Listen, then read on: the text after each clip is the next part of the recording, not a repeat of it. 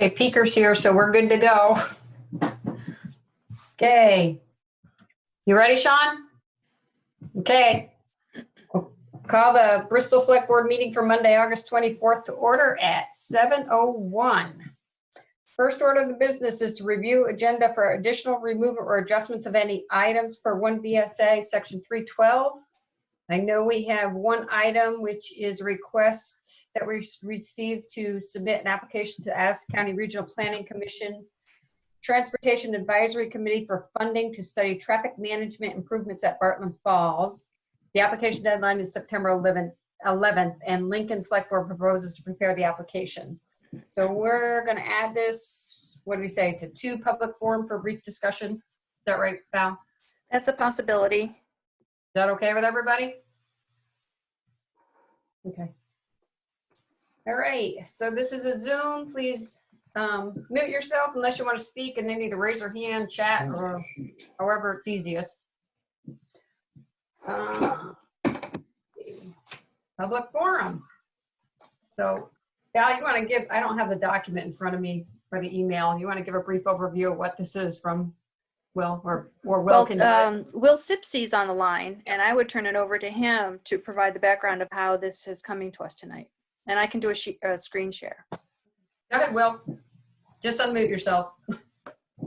Yeah, so I've been on the Addison Regional Planning Transportation Advisory Committee since way back, like maybe 2000, like right after the Twin Bridges got replaced. And the very first TAC meeting that I went to, which stands for again Transportation Advisory Committee, there's a round table at the end, and they asked for local concerns, and I said, well, my local concern is the intersection of of Lincoln Road and 116. And the VTrans rep at that meeting in like 2001 promptly lost his fill in the blank, as the kids say, and started ranting. He said, "I'm sick of hearing about that bridge. God damn it, that intersection." And I said, "Whoa, I'm sorry." And it perennially comes up as a question. It's like, well, what you get fixed? And we talk about it at the select board, Lincoln Select Board meeting. The problem is the intersection is in Lincoln.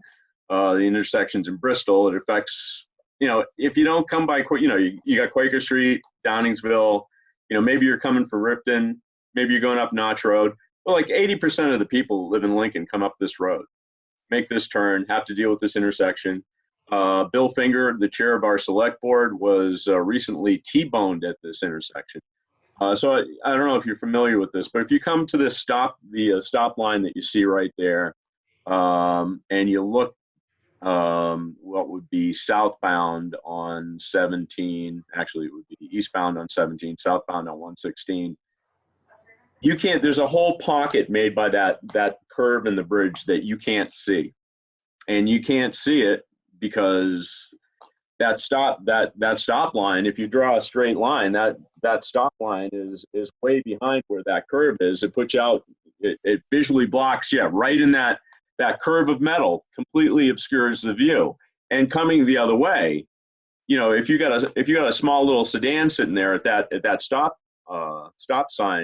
line there, and you're coming northbound on 116 or westbound on 17, you can't see the car sitting there. You just can't. So what I've discovered is if you roll all the way to the north of that intersection at the stop sign and then curve over and look, you can see into the pocket, which just kind of suggests to me what the solution is just to take that whole road and move it to the north. But, you really want to get some engineers to look at it and look. I mean, there are people that go to school that design this stuff. But the one thing I can tell you about this intersection is the people that went to school to design this stuff did not design this intersection. This intersection was not designed.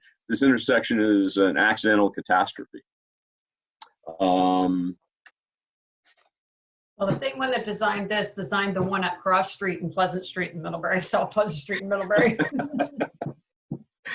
Yeah, so so if you look, if you stop, can you go back to that previous picture there?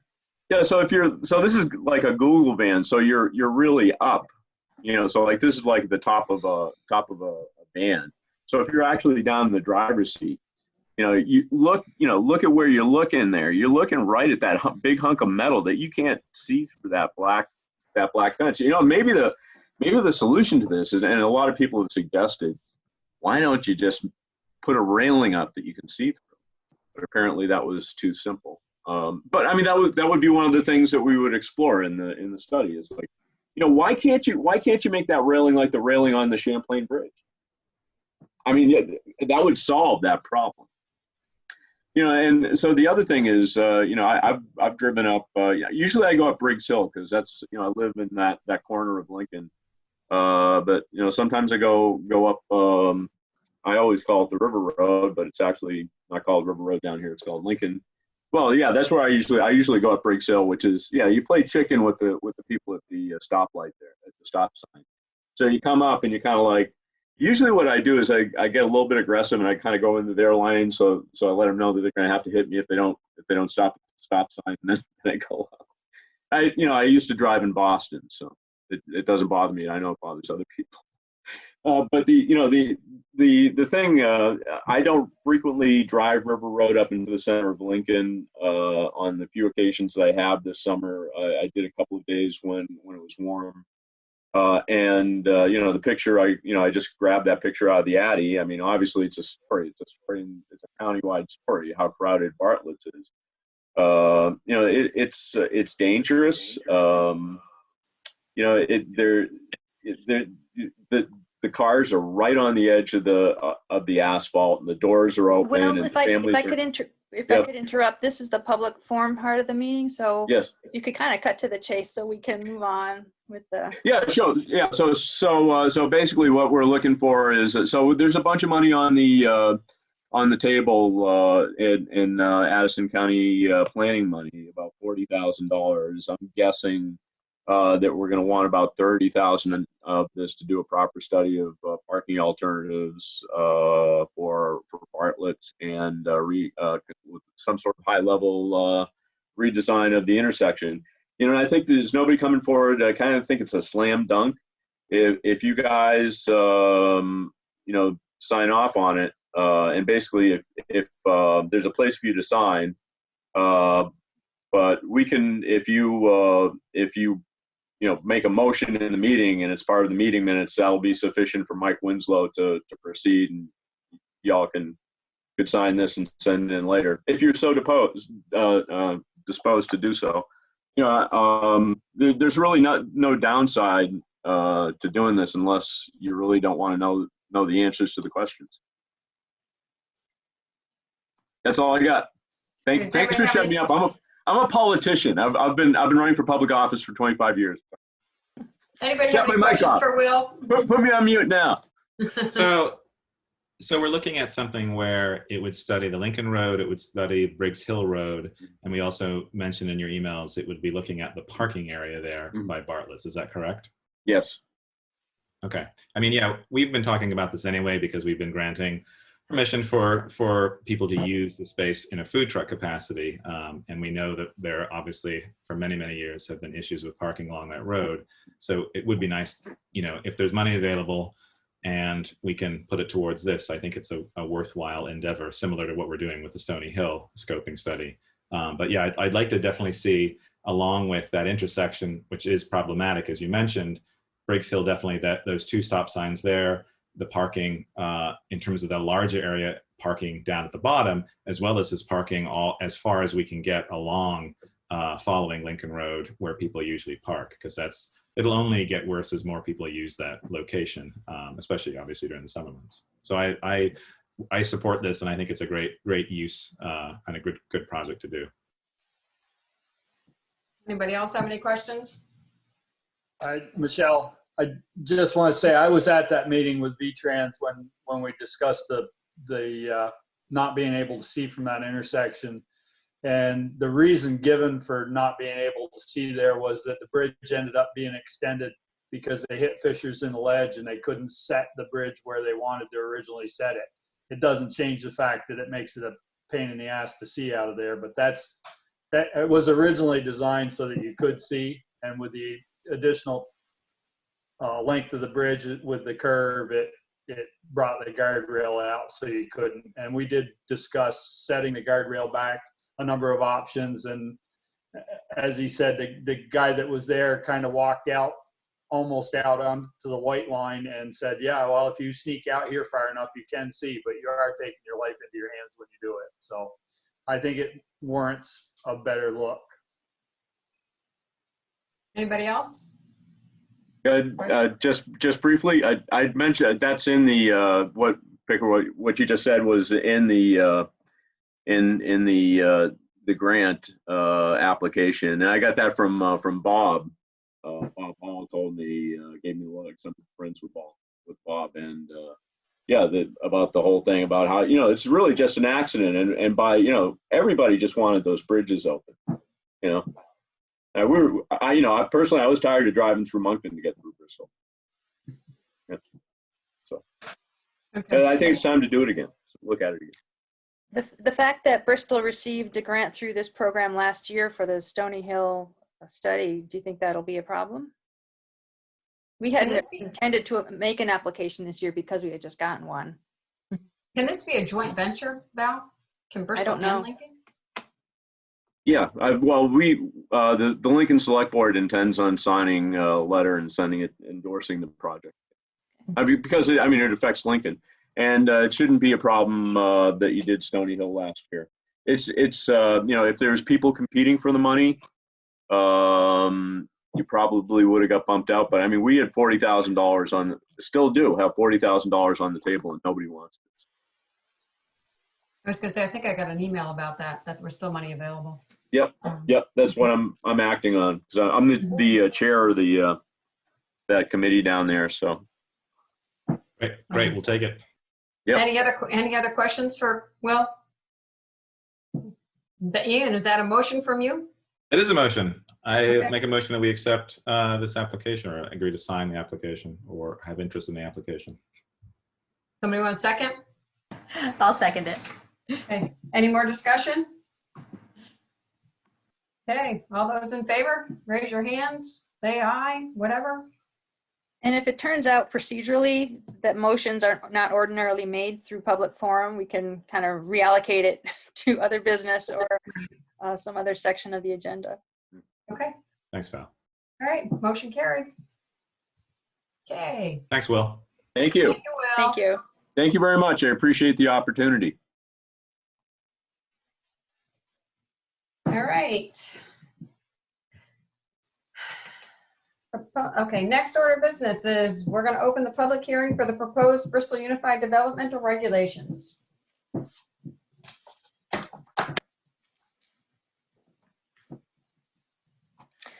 All right, so joining us tonight are Katie Raycroft-Meyer from the Bristol Planning Commission, Adam Luigi from the Addison County Regional Planning Commission, Chris Hurley, our Bristol zoning administrator, and I recognize members of the Planning Commission and members of the public. As I informed people earlier today, the Select Board and Katie and Adam, over the weekend, we discovered that that the public hearing was not sufficiently noticed for tonight. We got to the newspaper on time, but it did not make it to being posted at the town office and on the website within the 15 days. So what I propose is that we convene and we proceed with tonight's meeting because it has been advertised. We're prepared for it. There's a lot of good information to share. It's timely. But that we also have another hearing on September 14th, which is a regular select board meeting. That it's 3 weeks away, which gives us time to get the notice to the newspaper and to notice it at the town office and on the website and elsewhere, Front Porch Forum, the Facebook page, and that kind of thing. Okay. And my apologies for the oversight. Katie, do you want to give a brief overview or? Sure. Were you going to screen Yep. share the memo? I will try that. Let's see if I can do this.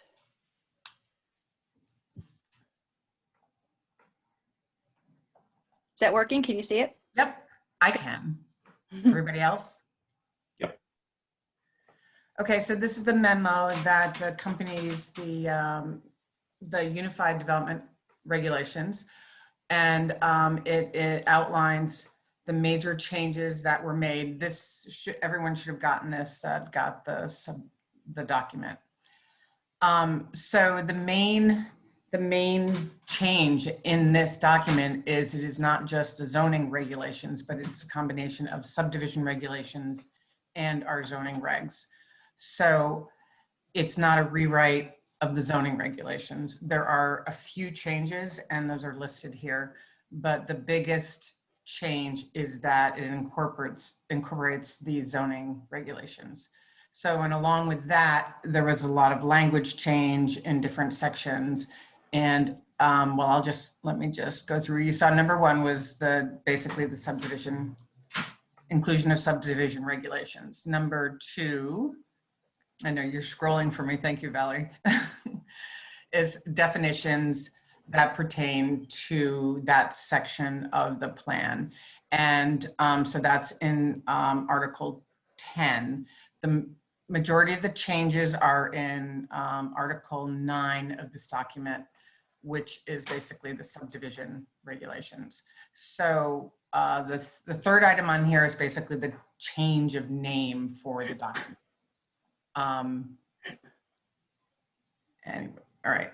And then the other big change is that there is a organizational change within the municipality of the boards. So currently we have Zoning Board of Adjustment and we have the Planning Commission in terms of in that area of work. Adopting this document, we would have a development review board, and we would no longer have a Zoning Board of Adjustment. We would still have a Planning Commission, but the Planning Commission would no longer review any subdivisions. We wouldn't review site plan. We wouldn't review the planning PUDs and that sort of thing. We wouldn't do any of that review, design, development review work. We would just do planning. I'm referring to me as on the Planning Commission. The Planning Commission would just do planning work, like updating regs, updating plan, etc. And the Development Review Board would take care of all of the applications. So, and the way you're not necessarily creating a new board, but oftentimes the zoning board members become the Development Review Board, but maybe there's some other crossover, and we haven't really talked about all of that yet, but this is the first step, is to get this approved. The fifth item is a review process, which is basically what I was explaining, and it also, it's just we're reviewing different things when it comes to subdivision. Number 6 is on-farm accessory business. Now, this is a new section that was put into the zoning regs piece of the document that doesn't have to do with anything with the subdivision piece, but it is based on new legislation that's come down that allows, from the state, that allows on-farm accessory businesses. And plan unit developments is now in the subdivision section, but it's also referred back to Article 6. Okay, the last one is minor changes in some definitions, and I think most significantly was the home-based business and campgrounds, just to make them work better. And this is from feedback that we've gotten from the public. So I've kind of said what didn't get changed because I said what did get changed. We really haven't changed. I mean, you can read this article later. I'm not going to go point by point, but if anyone has any questions about that. And what do we have? I don't have the document. Can you just scroll down? Scroll down, Val.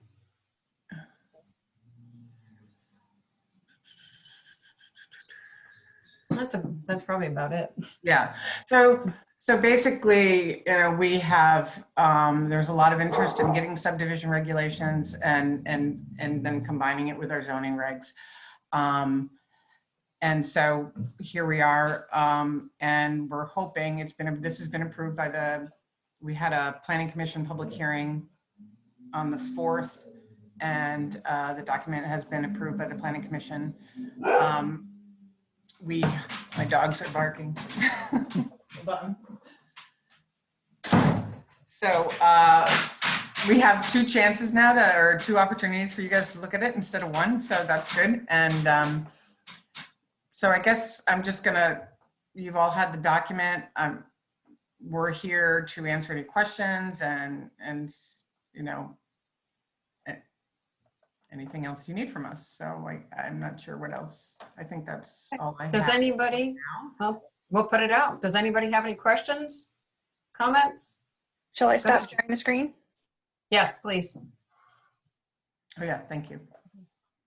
Joel, I'll let you go first. You're not unmuted. Unmute, Jolie.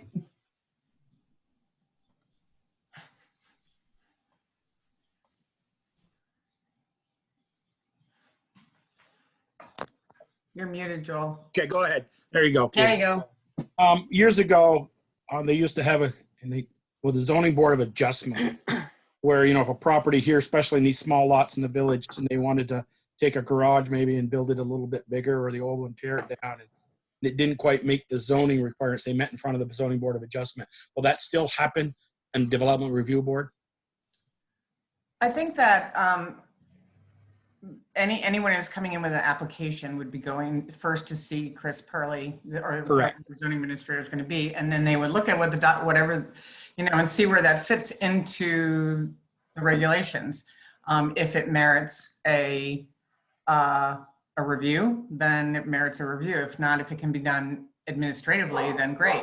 So there are still a lot of things like that do not have to go through a review. So it doesn't increase the amount of reviews. It's just basically adding subdivision, which we didn't have before. Okay, thank you. Ian, go ahead. Yeah, I have a couple questions. I was curious, so with subdivision, I watched the meeting on 8/4. You talked about we were a 1 acre town, and then we're going to go to a certain amount of acres. Can you confirm how many acres that is? Is it 10? That's my understanding, but I didn't know if it had changed or it was different now. It's 10. Okay. How does with the new development review board, how does that fit in, if in any way, with the design review commission that we have? I've often seen that some other towns that are designated downtowns like ours, who have development review boards, I believe sometimes have their design review commissions combined with that, or do you know if that's a separate, it stays as a separate commission to handle specific things for designated downtowns? My understanding is it's the downtown review board, designated downtown review board will stay the same. There are certain projects that then move on to, right now it's the planning commission, it would be the development review board. So it wouldn't go to the planning commission, it would go to the development review board, and it's very specific. It's mentioned in this document, and it's very clearly outlined how that process works. In other words, the same process, just a different board that the applicant needs to go to. Is that right? Right. Ian asked one of my questions. I knew that they were both staying. I just wanted to make sure if something happened downtown, they were doing something, they'd have to go to the downtown design review commission and then go to the design review board, or the whatever it is. Right. It's the same process. It's really the planning commission is no longer reviewing applications. Yep. Okay, so it doesn't add another layer of complexity in terms of an application. Instead of speaking to the planning commission, you would speak to the development review board, and then depending on what was being done, you would then also speak to the design review commission after that or before? Well, it like with most projects, you'd go to the zoning administrator and Right.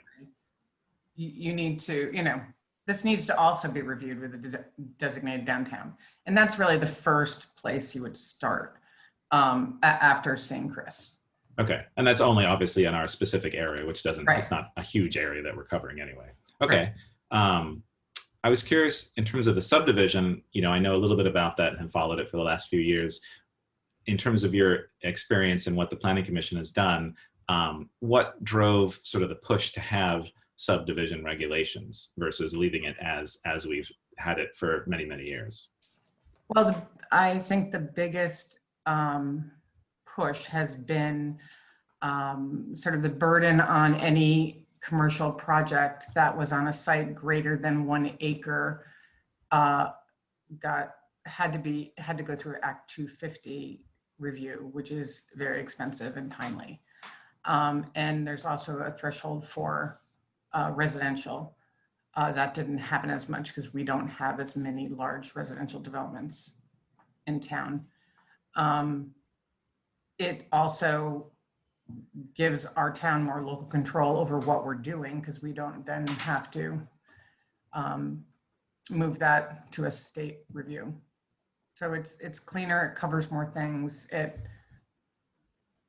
makes more sense. We're one of the few towns that don't have it in the state. Chris? Yeah, probably in another big piece is currently if somebody wants to subdivide their land, it's just an administrative process. They give me an application, I make sure that it meets size and setback, and I have to approve it. This now would allow a review of each of those individual projects as a public hearing. And so there could be more input from everything from the community and neighbors to the developer as well. Oh, okay. So more, as you said before, more oversight with that process. And then because it's going from a 1 acre to a 10, it removes the Act 2, depending on what project it is, it removes the Act 250 trigger, and it would only be something that's 10 acres or larger that the state would be involved with Act 250. Is that right? For the most part, yes. It's I mean, over 10, correct? yeah, I mean, there's still some projects that would fall in that, even if it was under 10 acres.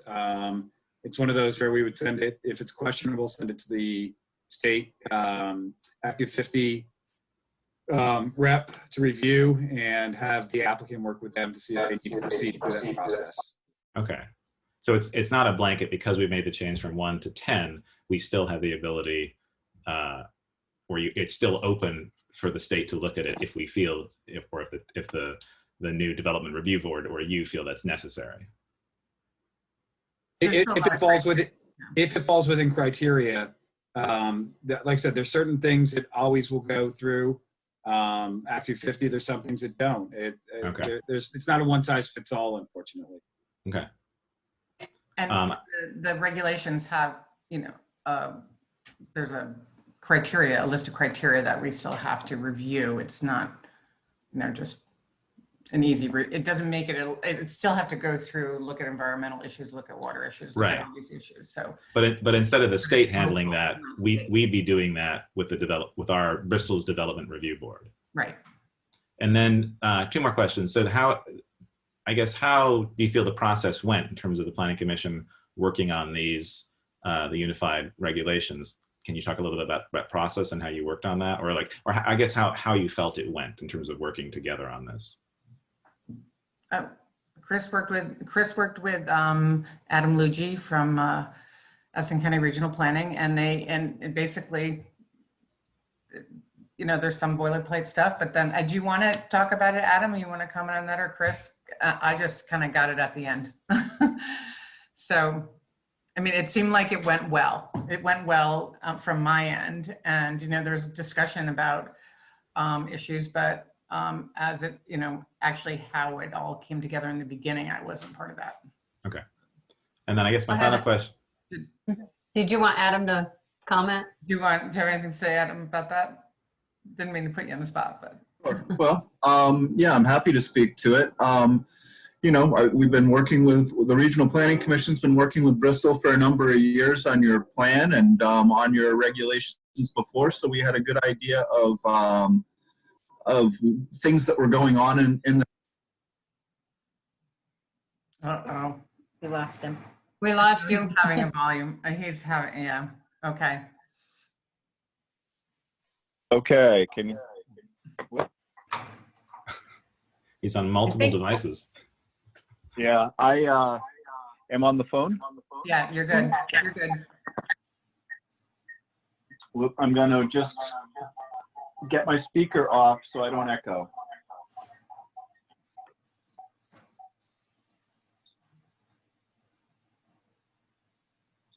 Oh, shoot. You're good. Okay. Yeah, I think I'm all better. Can you hear me? Yeah, it's great. Yep, you're good. Okay, good. Sorry, I have been having a little trouble with the speaker on this phone, and it goes and then it just cuts off in the middle of the meeting, and it's annoying. So I had my phone on backup. Anyway, let's see. So, you know, Chris has been doing zoning for quite a while. He was on the Planning Commission before that, so he was informed with your issues. So we worked to get a good solid draft before the Planning Commission and brought it to them and worked on it with them for 3, 4, 5 meetings or so, then did our public hearing, which went off pretty well. People asked some questions, but nobody raised concerns about what we're doing. And so from my perspective, it's gone well as also. Okay, great. And I guess my final question would be, with regard to the current ZBA and the board that serves on that, or the people that serve on that, do they automatically transfer over to the new design, or sorry, the development review board, or is there a process? Like, do we find new people for that? How does that work? I'm not entirely sure how that works. I think that you start by first approving document, and then they kind of get the first right of refusal to do that. It could be that people on the Planning Commission might actually want to do that because we've done both, you know, and some people may enjoy that piece of it better than just the strict planning. So I think it's both. Katie? Well, can I help? Adam, you want to Sure. jump in? Yeah, please. I would tell you, Ian, that as a select board member, that's something you have complete control over. Basically, you're going to be the body to make the change. You have to hold a hearing, and then you can make the change. You could transfer everybody over, or you could wipe everybody out and choose a whole new commission. It's kind of up to you, and that's a political decision, is what I would say. But Valerie's been through it before in Waitsfield, I think, so I know she can help you out with that as well. Are the boards the same size, same number of members? So they can be, yes. They can use the same rules, basically a procedure, the same ethical rules. So if you want to, it can be as simple as a name change, and you just reappoint everybody else, and boom, boom, you're done. If you want to make it political, you can do that too. Okay, great. Well, thank you very much. I appreciate all the work that everyone's done in the Planning Commission and at the Regional Planning Commission as well. It looks good, you know, and I know, putting from core experience, you know, there have been businesses here that have run into the issues of us not having subdivision and having to go through Act 250 for smaller plot sizes that have hampered businesses, and businesses have left Bristol because of that. So I think it's great to see that we're finally getting subdivision, and hopefully, A, we have more control, but B, also people can stay here and grow their businesses and not leave. Val, did you want to say something? Yep, I have 2 points. Going back a little bit to a reason to do this. Yes, there's a little bit more procedure on the subdivision side of things, but the end result is better record keeping, because one of the things we have found, and looking back at prior approvals, the record keeping is lacking, to say the least. And so this will improve the ability to track projects going forward and accountability. But the other thing I wanted to mention, if the regulations do get approved in November, then I understand that there's an appeal period. So they don't take effect for a certain period of time. I forget whether it's 30 or 60 days or 45 days. where there's an opportunity for voters to petition to rescind the approval. But if I think during that window of time, if they do get approved by voters, then that's an opportunity for the select board to solicit interest in people serving on the DRB and see who steps forward either from the current zoning board of adjustment or the planning commission to serve on that. And then when the appeal period, the appeal period passes, then those appointments could take effect. Yeah, go ahead. Yeah, I had one other question, and it's to do with the actual vote. So it's a public vote, and we know that the state is going to be mailing ballots to everyone for the November, which I assume that's when you are hoping to get it voted in. Yes. Or approved. So how does that, I talked a little bit with Jen at the town office, this was last week, this is before I think we knew that we were all going to, as residents, we would receive ballots. Is that going to add some complication if a good percentage of the town is just mailing a ballot in? Is it going to be on that ballot, or does it have to be a separate thing that we would have to go to the town office and collect or fill out? It will be an entirely separate thing. This will be a special town meeting, Bristol town meeting, and there'll be at least one item on the warning, which would be this. That's assuming that the select board proceeds to vote to move it along in that way. Because the state will have already mailed out the absentee ballots for the November election, people that wish to vote on the local election would either need to request a separate ballot and it be mailed to them, or they come to the office and pick it up, or they come to the office and vote, the way we did probably in For the August. primaries. Right. So it will be separate. The warning needs to be posted by October 4th, so the ballot would be available around that time for people to request. Is it the same day, or will the special meeting be on a different day? Same day. Huh, okay. Same day as what, Val? The November election, the general election, November 3rd.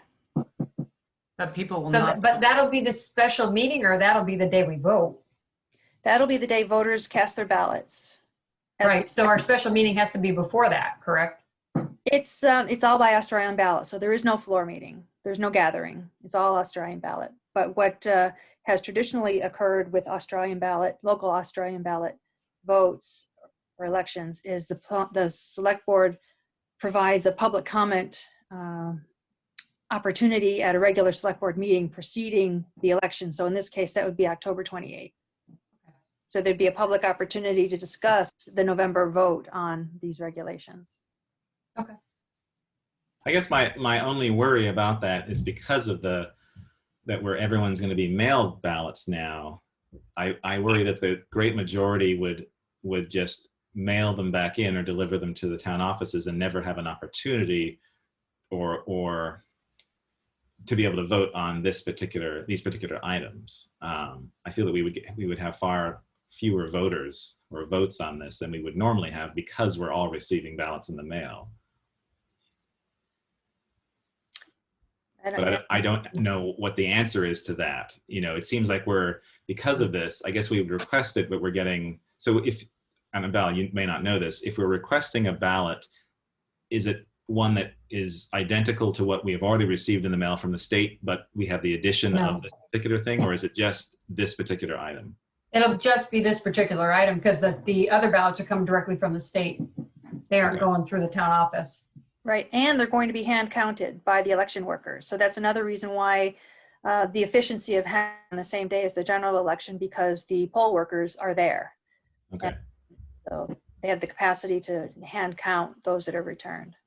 Okay. So I guess the biggest thing is it's the towns or our job to make sure that we're advertising this, telling people on a weekly basis about this, encouraging people to, you know, depending on where we are at that time in a couple months, to either request it by absentee ballot and fill it in, or if people wish to come on the day to vote, doing it at the town offices.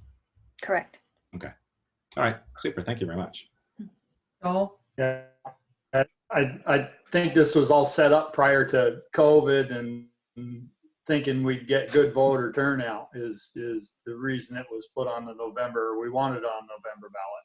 The other thing I'd like to say is that it should be noted that Ken Weston has pushed for subdivision regulations for better than 20 years. And I'd hate to have that go unnoticed, that he was a driving force behind trying to get this brought forward. Joel? So if you're going to mail ballots for this question only, it means you mail it to everybody that's on the voter checklist? No, they'd have to request this ballot. This is not automatically going. They'd have to request it. Okay. Anybody have any other questions? I'm going to have a couple, but I want to give everybody else opportunity. Okay, then Katie, I mean, I sent you an email. So I just, question on the survey or the plot plan. Does that have to be done by a surveyor, or can it be one? I mean, we have this big joke at our office, at the law office, is the pizza box survey, which was then recorded. So can people just create their own plot plan, or they actually have to have it surveyed? My understanding for a subdivision, it has to be surveyed. If I'm wrong, speak up. People may know better. I think Chris is shaking his head. No, you need a survey. You're creating, with a subdivision, you're creating new ownership, and you're relying on these exact markers, boundary markers, and as a pizza box is just not going to cut it. It was a pretty detailed pizza box, but it certainly wasn't a survey. When it comes to the plot plan, it has to be surveyed, and that description, yeah. Okay. That gets back to my earlier comment about record keeping. Right. And then that is kept in the vault as as part of the record. Right. Yeah, it's got to be recorded. So two questions in the definitions. Does FH stand for flood hazard? Yes. Okay, and the S in front of stuff, does that just means it's part of subdivision? Yes. Okay. And my only other comment is, if this passes and is finalized and we put it up on the website, can we get it bookmarked and hyperlinked on the index so that people can just click on it to get to the section and renumber it? Yes, you can. Good. That's all I have. Ian? Do you happen to have a version of the new changes that have in the PDF highlighted areas that have changed? And I ask only because you have a very detailed memo that was sent out. So I followed that and sort of went to all the articles that it pertained to, but some of it is kind of broad in terms of language was changed. I didn't know if you had a version that highlights like the new additions. I know that's a lot of work to do, but I was just curious. I mean, like a track changes. Right. Or dot compare from the old one and the new one. I don't. So the answer, I do. Yeah. But it went through 3 or 4 iterations, Ian, because it changed over time, so it's going to be messy. It'll be a hard document to read, but the answer is I have it if you'd like to see it. Okay, I was just curious. Thank you. Any other questions about the regulations? Okay, can we move on to the next agenda item? Because we're going to have another hearing in 3 weeks, September 14th. Yes. Okay. So we don't need to close this then. Yep. We can No, close we'll this. we'll close the public hearing, but for now. Okay, you have something else. Okay. Right. Okay. Right. We'll close the public hearing for now, but then it'll be revisited again on September 14th. Yes. Okay. Right. Thank you guys. Thank you, Katie. Thanks. Thank you. Okay. So next order of business, consent agenda. And I'm going to read these 7. Authorization to apply for FEMA funds to reimburse eligible COVID-19 related expenses. Authorization to apply for Vermont local government expense reimbursement grant for non-FEMA reimbursed COVID-19 expenses. Authorization to apply for a coronavirus municipal records digitization grant. Authorization to apply to the Department of Children and Families for grant to recover lost revenue due to COVID-19. Authorization to apply to the Ben & Jerry's Foundation for a grant to fund tutoring. And authorization to apply to the Vermont Urban and Community Forestry Program Ash Tree Management Grant, and to add Christopher Urban to the Emerald Ash Borer Strategic Plan Committee. Does Does anybody have any questions on any of those items?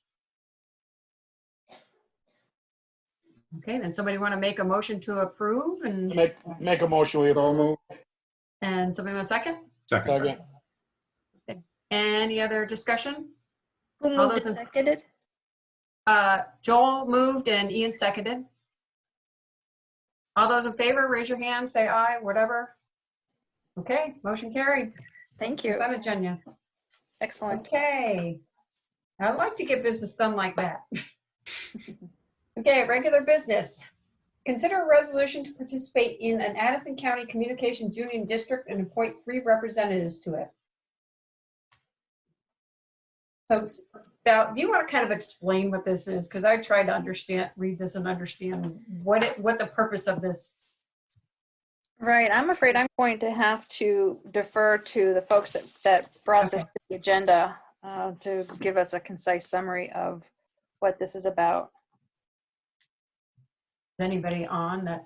I thought I saw Nancy on. Yep, Nancy's here. It would be Adam. Okay, go ahead, Yeah, Adam. Sure, great, thank you. And thank you for considering it. So a communications union district is basically, it's a single purpose public entity like a solid waste district or like a fire district. So it's something that you create or municipalities, a group of municipalities create to handle a specific issue. In this case, the specific issue is communications, specifically broadband, and we're looking to get fiber to the home. So largely in response to COVID, but certainly as a need for a lot of our homeowners, we've been working on trying to get fiber to some of the outlying areas in Addison County that do not have it. The Communications Union District will be the entity that we use to try and build out that fiber. So thus far we have, I think 11 other municipalities in Addison County that have joined the Communications Union District, or basically joined as initial sponsors, which is what we're requesting that you do. We haven't had an organizational meeting yet. We will within a couple of weeks or so, which is why we need you to appoint reps so we know who to contact and who's going to represent the town of Bristol. In your package, I believe there were some frequently asked questions about a communication district. Why would you form one to try and bring broadband to some of your more rural constituents? And the answer is, for the town of Bristol's purposes, or the select board's purpose in particular, that there's no liability to the town. You cannot use taxpayer dollars to pay for a communication union district.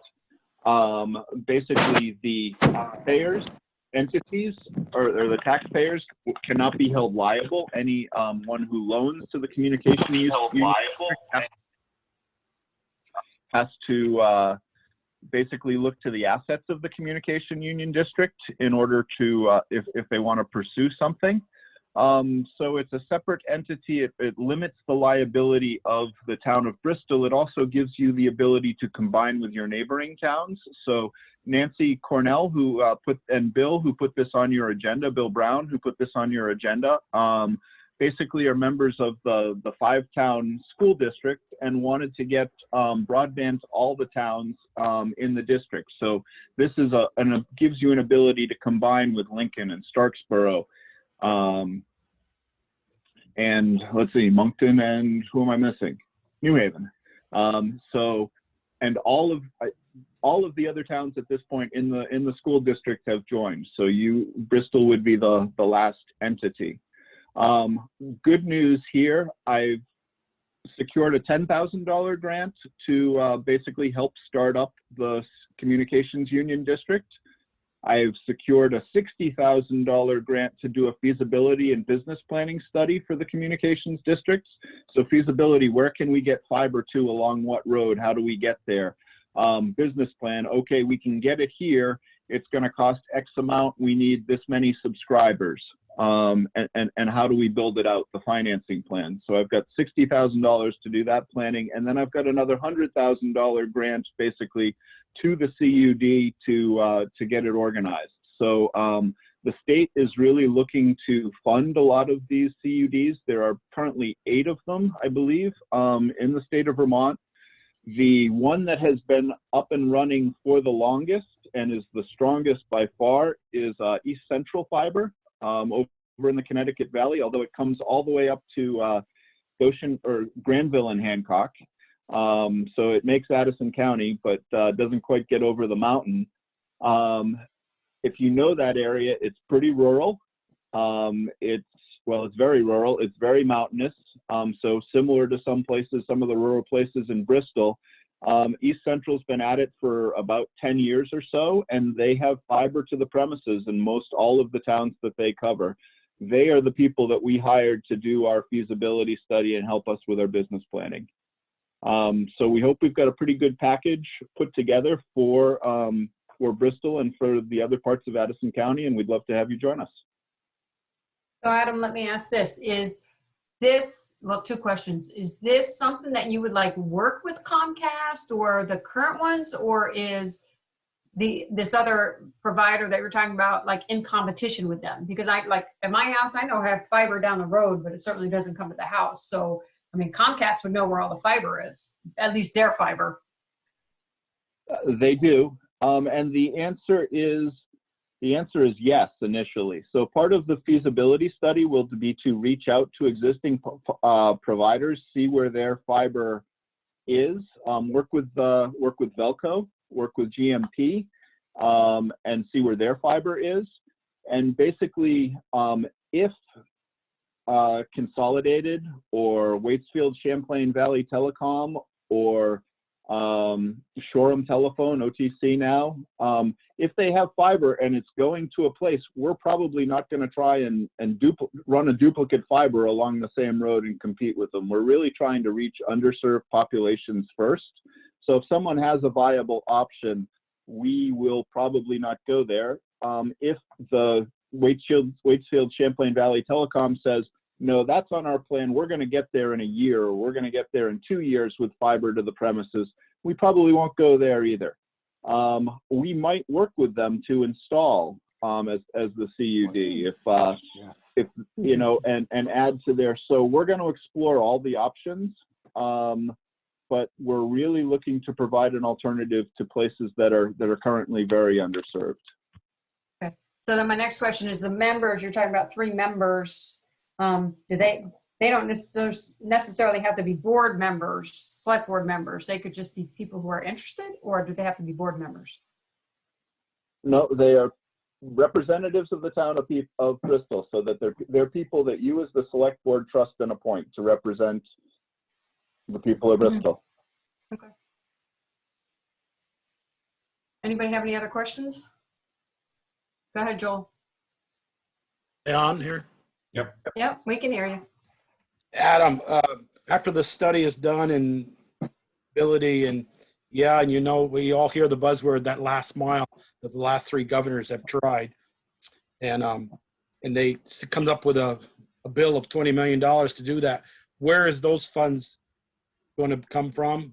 And I wouldn't want to end up like a big city to the north of us did about 10 years ago called Burlington Telecom. So where would that money come from? You're absolutely right, Joel, and a lot of the provisions around CUDs, so a lot of the legislation around creating communication union districts were created specifically with the debacle that was Burlington Telecom in mind, and that's why I can say to you, you know, there will be no taxpayer money into it. There is no liability to the taxpayers in the town of Bristol. We will get the money from grants right now. If we were really up and running, there's a lot of money being put into broadband because of COVID. So to get telemedicine or telecommunications for schools or independent businesses. So there's a lot of money there. VITA has a lot of, has basically money for every 10% that you can raise, that the CUD can raise, they will basically loan another 90%.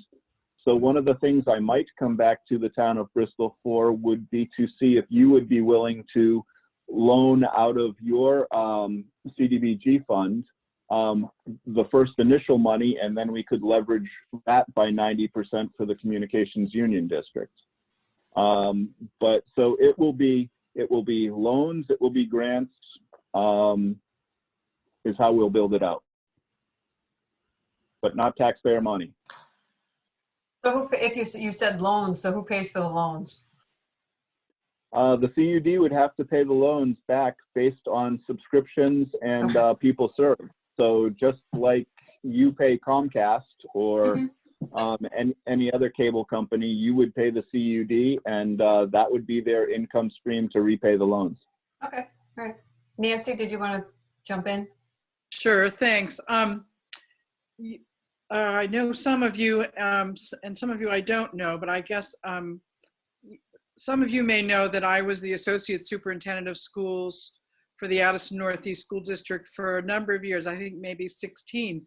I'm not doing that now, and I'm quite thankful for it actually under the circumstances, but I have long been interested in expanding internet access, and I mean high-speed internet access across our school district. And I've been interested in that not only because of what it would represent for students, whether they're working remotely or not, but I would say our rural communities are in trouble and are not, are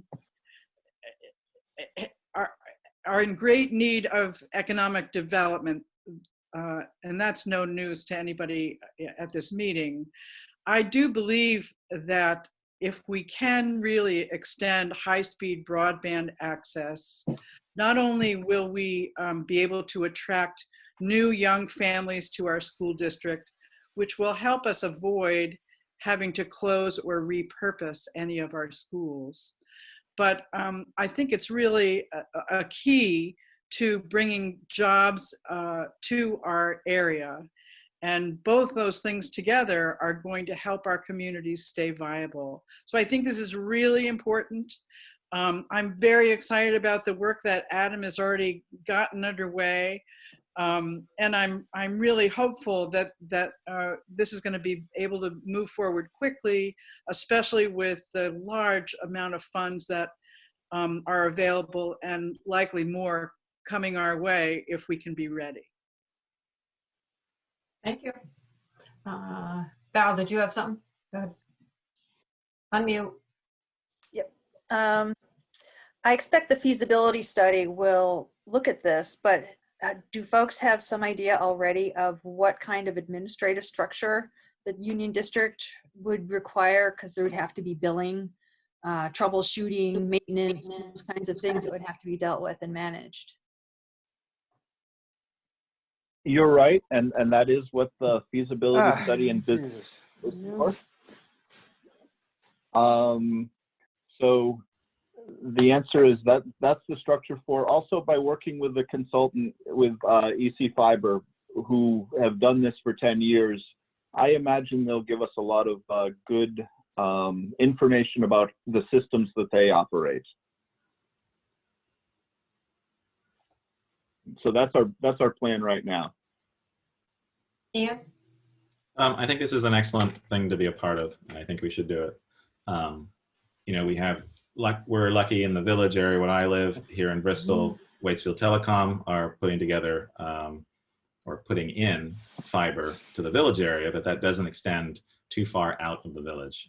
So while they're laying great groundwork here to have high-speed internet to people's houses, you're not seeing that in any of the other areas around Bristol. And I think a lot of that is just to do with obviously the feasibility of how many people they can reach and how long those runs are. So something like this, I think, could really help us for the future in terms of preparing fiber to everywhere in Bristol. So I think it's something we should support and join. It's a cost thing too. Right. Is that a motion? That is a motion. Okay. I make a motion that we join and work with the creation of this district. Somebody want a second? I'll second it, and I'd like to nominate Ian as one of our members on the board because I think he's up on communications and sounds like he's already got a handle on what's going on. I just want to get fiber to your house, Speaker. Yeah, I second that. I I second want you to that. get fiber to my house too. Okay, That sounds fine with me. Thank you. all right. Any more discussion? All those in favor? Oh, sorry, go ahead, Val. Any other nominations for the alternates? I'd be happy to work on that to find Cool. some people. And we might need a little bit of time just to find some interested people. And I have some names in my head already. Good, I was gonna say, don't nominate anybody on the board. No, and I will attempt to do it. My schedule obviously is tight, but I'll if I'm unable to do it, I will find someone very capable to do that. Perfect. All right. Darla, did you have something that you wanted to say? No, okay. All those in favor, raise your hand, say aye. Any opposed? You're opposed or you're just slow, Peeker? It's that internet connection. I would. That last mile. That last mile. Okay, motion carried. Okay. Thank you, Adam and Next. Nancy and Bill, for your work on Great. this. Yes, thank you, Thank you. guys. Next order of business, research request for Saunders River access, including use of rodeo herbicide for management of reed canary grass. Michelle, Okay. might I make a suggestion? Because this topic might take some time, Mhm. next item might not take much time, and Okay. Anna and Abby are patiently waiting. Okay. I want to switch them around to get them move that ahead. Sure. I'd be fine with that. If that works for everybody, we'll do that real quick. Okay. 2-month review of park use permit for recurring Black Lives Matter demonstration at Town Green, first and third Thursday, 5:30 p.m. Okay. Anna or Abby, one of you just want to say how it's going? And I mean, I've been by there. I haven't seen any issues. I don't assume you haven't had any issues. Yeah, I think it's been going really well. I think we've had a good turnout while still managing to maintain social distancing rules. And I think a lot of community members have been really supportive. I know people have started buying us waters and stuff when we're standing out there. And I think it's been a good reminder to people in the community that this is still something that's happening and something we need to be talking about and aware of. So I personally haven't seen any problems. That might be my bias because I want it to keep happening. But as far as I know, I haven't heard about anything going wrong or seen anything going wrong. And I don't think Not feedback either, negative or otherwise. I was gonna say, I don't think we've heard any complaints, so. Nothing. Yep. Okay. So do we have to continue this, Val? We didn't give them a deadline. We just said we'd check in 2 weeks. Just check it. Yeah. So in my TA report, I recommended approval through 2020, but looking back at other events that happen year after year, I mean, that was just a suggestion. It could be open-ended if that's something that the select board is interested in supporting.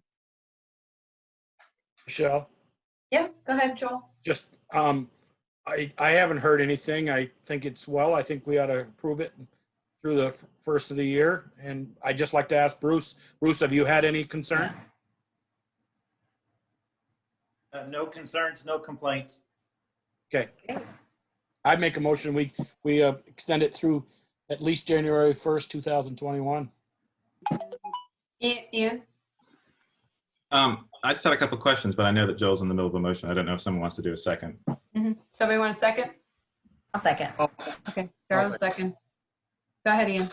I guess I have some concerns. I don't know why we're reviewing this. I know, obviously, at past meetings, there was sort of large, there was comments about the select board having to approve use of park like this. And I'm just curious why we're doing this and why Meredith isn't doing it. And the reason I ask is because I used the park last week for Bristol Core and had about maybe 20 people from different businesses for a meeting. I sent in a form through Meredith, through the rec department, and was approved to use it. I know that there was a Bristol Unites event that happened from 9 to 4, I think, on the weekend. And I don't remember the select board having to approve that. And that was an event, about 30 people were there. So I'm just curious why this is still coming to us when it seems like to me, it should just be something that Meredith is approving. That's a good question, Ian. And this initially came up 2 months ago when COVID was still evolving. And there were still some concerns about public gathering and the size of gatherings and put the protocols in place. And so I think that was the major reason why the 2-month review was put in place, just Okay.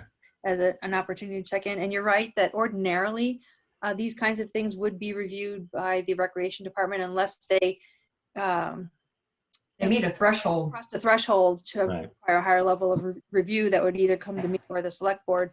But she also, the department also has the option to kick it to the select board if there are particular concerns like COVID. And so that was the situation 2 months ago.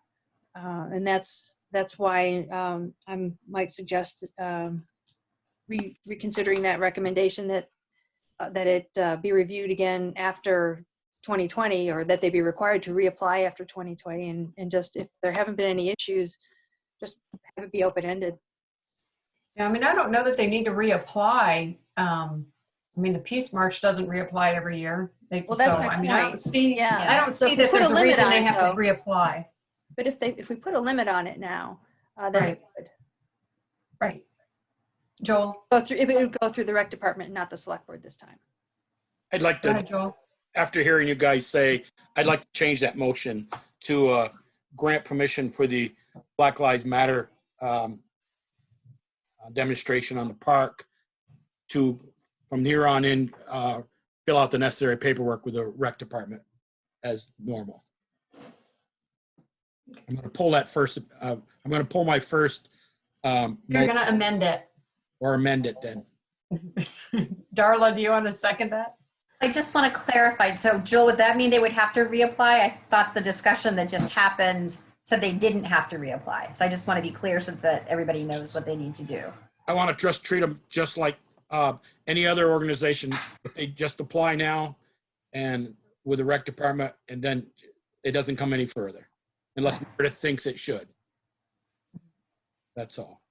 So Meredith, You've already. but they've already out, given, right, they've Anna? already, but Joel, they've already been given a permit. Okay. then. Right. So then And they which don't. didn't, I make a motion, we accept the permit granted by the rec department back in July. you know, was granted by the select board. Was granted permission by the select board. Okay. So it's just open-ended, ongoing. Open-ended. Awesome. I will second that. Anna, go ahead. Sorry, I'm really confused by your. Tasha, hang on a minute. Okay. Okay.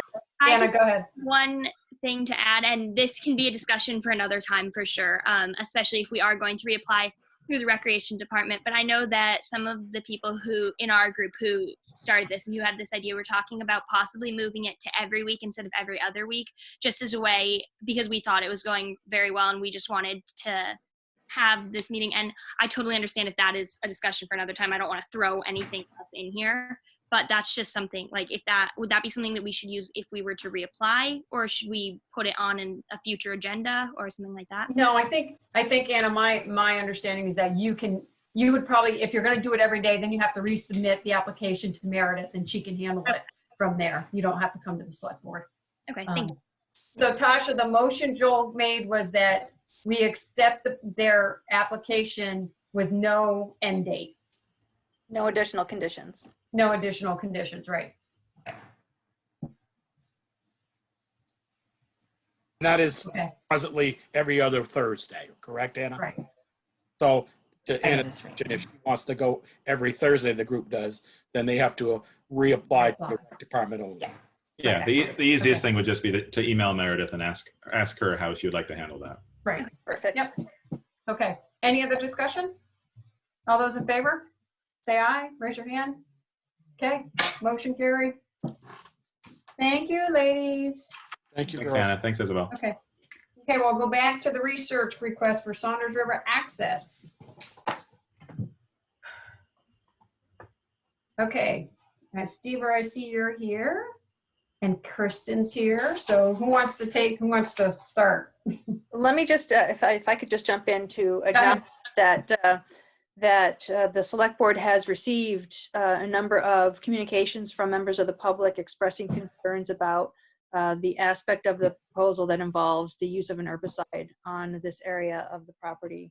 So the select board has received those communications. Yep. Okay.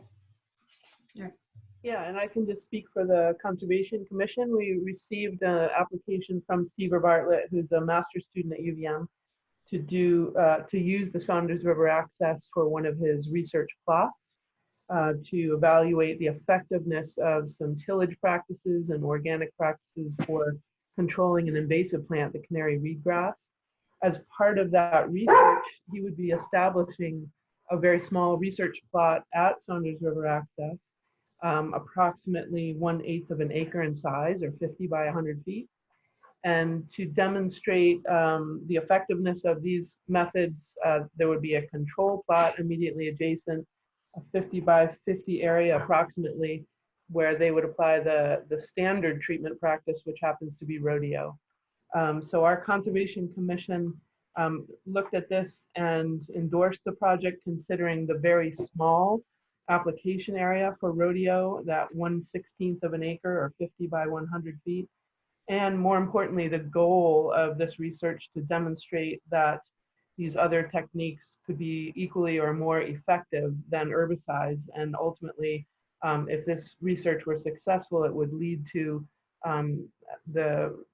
the replacement of these herbicide treatments at a number of parcels across the Lake Champlain Basin with these more mechanical methods. We checked in with the easement holders, Vermont River Conservancy, and also Vermont Housing and Conservation Board. They both agreed that this is important research, and they allowed for it to happen from their perspective as the easement holders, under the condition that Stever place signage that would educate the public about this research plot and the purpose. And Stever's absolutely willing to do that. And so Stever is here to answer any questions that the board might have, or members of the public. Yeah. Okay. Does anybody have any questions, comments, concerns? Darla, go ahead. Yeah, so my first question is, how, and perhaps I missed it when I read through the proposal, how long does the project go on? Is it something that would have to be reapplied several times? What are the, Sure. Yep. What's the ramifications? Sure. Yeah, so the tilling and the herbicide application will happen this fall, late September. And the herbicide application happens once, and then a week later, it will be applied again with tilling right after application each time. So it's only this fall. And then in the spring, we're planting stems and planting trees in that area. And we're just, after that, we're just mowing in between the trees and basically checking for survivorship of the stems in the herbicide control plot versus the plot where we don't use the herbicide and where we're just tilling and mowing. So only 1/16 of an acre, 50 by 50 is when we're putting rodeo down. Patty, do you have something you want to say? Yes, I'm wondering, I'm a little confused about the size of the plot. I'm also wondering, how is it that this research has not happened any other place? Can we have a decision at all to not use the poison? Yep. Oh, good. Kristen is sharing the plot. Yes, so some of this research has been done in various parts of the country. They're starting to go into tilling and moldboard plowing versus herbicide use, and it hasn't really been done specifically in the Champlain Basin with clay soils and reed canary grass in a controlled manner like this. So we're thinking that this is specific to our region, into the Lake Champlain Basin and the floodplains of the Lake Champlain Basin. And therefore, if we can create, I have 8 sites across the Lake Champlain Basin that will have this exact same research design. And if we can determine some sort of a correlation between not using that herbicide and a benefit and some similarity in the two, really, I think that that's a way that we can try to reduce herbicide use in the future is the ultimate goal. That's what I was going to ask you. My understanding of what I'm listening to is this is ultimately to decide that you're trying to prove we don't have to use the herbicide in order to get rid of. Right. Correct. Yeah. Mm-hmm. Any other questions from anybody? Joel? I have a number of questions, I guess. Steve, how much bigger the area down there is this weed or this redo crabgrass or whatever it is? Number one. And the trees that you're going to plant, if this chemical works or doesn't work, you're going to plant in that area. Couldn't this weed just be taken out by a machine instead of spraying it? And I know that place. Okay, I'll let you answer those two, and then I got a couple more. Yep. Yeah. So the plot is a small area right near the kiosk. It's within the buffer that's already been established from previous plantings from 2014 through 16. And it's basically an area where trees haven't grown within some of those plantings that have been done in the past. And it's dominated by what's called reed canary grass, which is an invasive species. And it's that really tall, thick grass that when you walk through, if you have shorts on, it can kind of like put abrasions on your leg. It's really thick and dense. And what happens is that grows taller than the trees that you can plant in a floodplain, and it outshades and outcompetes the trees for sunlight. So a lot of the trees will die because of the reed canary grass basically shading them out. The trees, newly planted trees, can also die in the first year or two because in the fall, when the frost comes, it kills off this reed canary grass that lays down on top of those small, anywhere from 2 to 4 feet trees.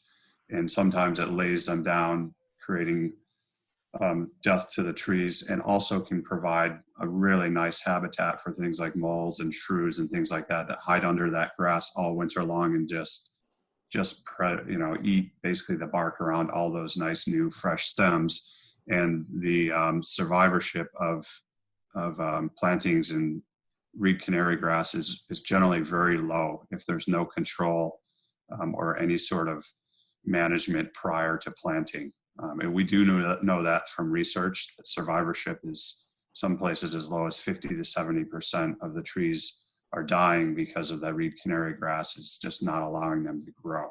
So this is an important topic to figure out how we can get trees to grow in floodplains that are dominated by this invasive species of grass. So a couple follow-ups. And so the reed canary grass is would not hold in a flood that we've had down through there and moves that river around. It wouldn't hold, and that would wash downstream like the trees wouldn't, number one. And if it does wash down, will this grass continue to take over that meadow? It will eventually, but really we need to control it in the first 2 to 3 years of the growth of the trees to get the trees established so that they become strong and tall enough and do not die, so that those trees can hold the soil and provide all of the services that forests and floodplain buffers do. And then I guess my last one is the chemical that is sprayed is, let's say you spray it on a Thursday and Friday night we get a heck of a storm and it washes a lot of that away, so to speak. That chemical that you just sprayed maybe less than 12 hours away, would that go into the water, and what would happen to the fish and all the other chemical going in? Yeah. So very specific care will be given to the timing of the rodeo. So weather forecast of no rain chance within 24 hours is one of basically on the quality assurance plan that I've submitted this summer. That's one of the conditions. Another one is using a backpack sprayer with a tight nozzle so that none of the rodeo drifts into either the willow trees to the east or out onto the hay farm, the hay field to the west. And it stays within that 52 by 52 foot plot. And we just have to do it when it's not going to rain. Can't take the risk because of that. So if the farmer, as we used to refer to on the farm, plow it under in the fall and let it rot and then planted more alfalfa or whatever, out through to the edge of the, almost the river between the, not between the trees, but up along the tree line. Could you increase the alfalfa for quality hay there without a chemical by plowing it under and letting it rot through the winter? Could the farmer benefit by plowing that more? I mean, I don't know how many acres of this grass you have that you can't bale, I guess, can't cut. Could it be turned into a hayfield more over other conventional things instead of spraying it?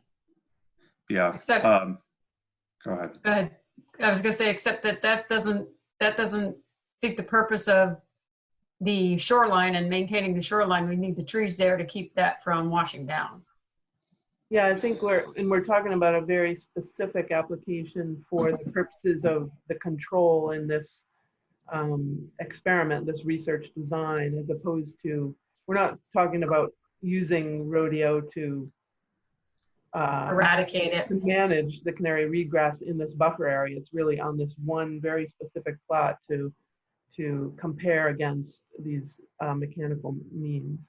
So if, Kristen, if it works out just the way you wanted it and it killed that grass, would the concept be to spray the rest in a year or two later, or no? Well, if the research design goes as we hope, it will demonstrate that these mechanical methods that Steve is going to use, like the tilling and the mowing, work just as well or better than herbicide. And that would give us more evidence to show folks that herbicide is not the way to go in these buffers, but rather a more effective way would be to use these mechanical tilling and mowing methods. So our hope would be that if this research is successful, this is a great demonstration site to show that herbicide use is not the best approach here.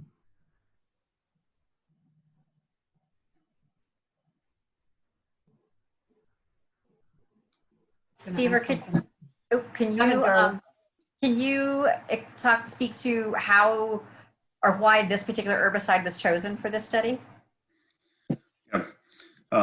Basically now the most common practice for managing reed canary grass through crop plantings, and when landowners want to plant trees in areas that are dominated by this, it's rodeo. Rodeo is what's the common practice right now. It has a half-life of, I feel like it's somewhere around 47 days. So it does break down into the soil. Half of it will break down in 47 days, the other half in another 47 days, and it's no longer persistent in the environment. So although it is not a great chemical to have touch your hands or breathe in, and it's fairly caustic, and it's an herbicide, it is what's being used currently right now to manage these areas. And by doing the research, we're hoping that we can show that there's a way to do it without putting these chemicals into the ground and the environment. Steve, a quick question. How, if you're putting this on there, is there any way to, I don't know, block it off so like animals don't get in there and start eating stuff and being affected by what you're spraying? Yeah. So with rodeo, basically within, the label says within 4 to 6 hours, you can access an area that's been sprayed with rodeo, and it's advisable to wait 4 to 6 hours. So the grass will start dying, and will animals consume that grass that's dead? It's highly unlikely. I do see that concern that animals could move through there and be affected in some way, although it seems to really go into the ground and be more prevalent actually in the ground for those days. And it works on the rhizomes down in the ground after it settles out. So it's a good comment though. We do have plans. The easement holders asked if we would put up signage that would alert the public to this research plot and the purpose of it and what has been applied. So that we hope as well will keep folks away or out of the area. That's not going to help the wild animals since they don't read. No, but that's true. That's true. Joel? I guess, Steve, you just hit a nerve with me about when you said it goes, the chemical, would go into the ground for 47 days and kill the grass and stuff. As you know, all those houses you can see on this picture here are all got very shallow wells. I'd be surprised if any of them are over 30 feet deep. Bristol's like a lake down underneath there. And my concern would be that chemical going down, and it could not the first year, the second year, but that chemical goes into that soil and it could affect those wells in those neighborhoods. Yeah, what I do know about it is that it tends to bond to organic matter and to clay particles pretty well. So that's one of the reasons they do tend to use rodeo, which is a safer version of what's called Roundup. Roundup is basically what you can buy at Agway and put on your garden, and rodeo tends to bond more closely to vegetation, soil particles, organic matter, and clay soils. So that reduces its ability to travel basically through the ground into the water. That's why they say it's a water safer, for lack of a better term, herbicide, or an herbicide that's more safe to use around water, and therefore hopefully wouldn't travel into those aquifers or into the river to the east. And in 47 days it's half gone. Another 47 days it's completely gone. It's what it's. No. So. Are your other 7 or 8 sites around the state of Vermont have that many houses close proximity, or more wilder areas? Yeah, this is probably the one. This is one of 2 sites that have some houses within the proximity. That concerns me. Patty, go ahead. It's the same. It's the same herbicide that's used when farmers no-till. If they no-till, they'll spray a whole field with it, and you see the grass turn brown. Yep. Okay. The one thing, and if you look right across the road there's a cornfield that I know it's been used on at least once before. I think the idea that it's a control for another method that would be better for everybody. If I understand this correctly, right? If the state had a problem somewhere, they would use rodeo and we wouldn't have any say in it. Whereas if we do this test, we can have an alternative method that we can say, no, we don't want to do that. We want it tilled because it's been proven that it works. Am I safe in that assumption? Yes, that's correct. Patty, go ahead. I'm very concerned. I'm wondering, it's for the experiment's sake, if I understand the control aspect.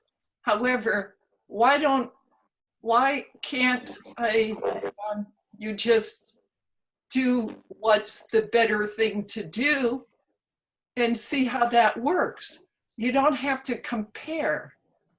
And the other idea of my understanding of half-life is in 47 days, you have half of the poison that what you had there before. And then you have half of that. That's called a quarter. Then it's an eighth. Then it's a 16th. It doesn't disappear in another 47 days. I'm very concerned that we're doing this all for the sense of, and I know, I like science, but I also like the idea of do it right to begin with, especially because we're close to the water. Thank you. Kristen, do you want to jump in on that at all, maybe? Yeah, unfortunately, or ironically, I guess we have to use the control in the world of science. We have to use the control, the standard method, right immediately alongside the other method, the alternative method that we're hoping to prove is equally or more effective. And so this is a very detailed design that's been approved with a quality assurance project plan. It's part of a project that is sponsored and funded by the Lake Champlain Basin Program. And so we couldn't not have a control. at this site if we decide to use this site. And unfortunately, that's just the way the scientific method is designed to work in this case.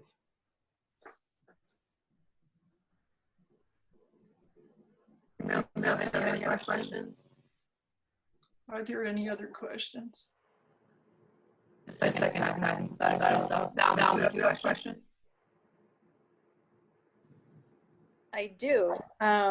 Just to follow up on an earlier comment or question, would it be practical or reasonable to install a silt fence around the sprayed area to create at least some form of physical barrier to keep creatures and other things from contacting the control site?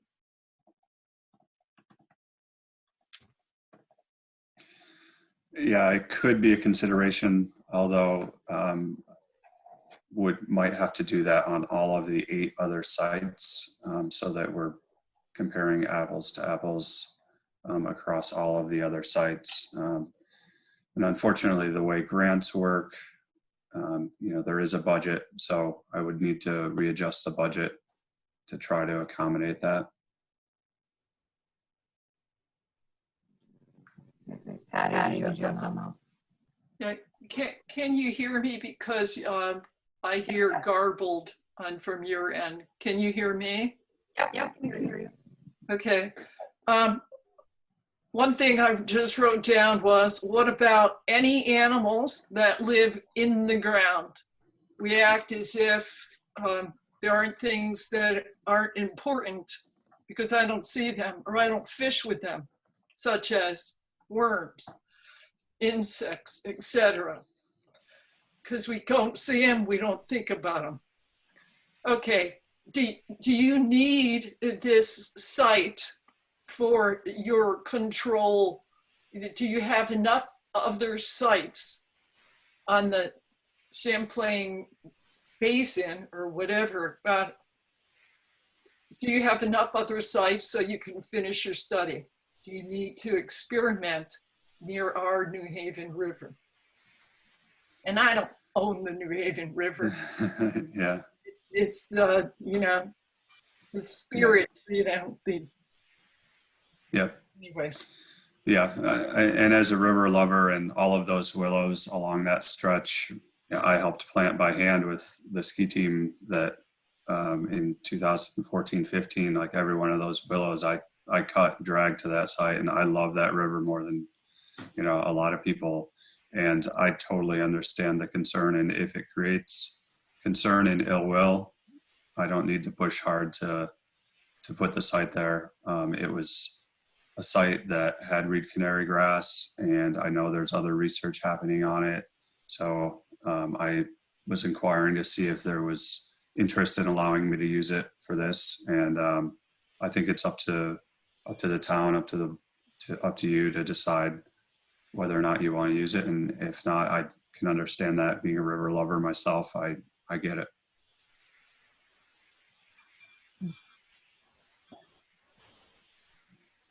Yes, Joel. Steve or Christian, or maybe Christian, is since 2014 when you planted the trees there, Steve, is this canary grass doubled in size, about the same size, or what? And is happening? Is this going to, if the farmer doesn't keep it cut back, going to overtake that river more, I guess? And you said you planted those trees. Are those trees now well above the canary grass, those willows that you put in there? Some are doing okay, but in the area where that orange square is, and then also in an area down at the southwest corner of the property, or the red, yeah, right in there, thank you. We had a lot of mortality of the trees and shrubs that we planted back in 2013 and 2014, such that there's no trees about in that southwest corner now that's characterized by a lot of reed canary grass. And there's, except for a couple evergreens, there's not much growing up in that orange square as well. So ideally, we'd like to have that whole buffer area full of trees. And it's not so much a concern that the grass has doubled or in size, although it's larger than it was.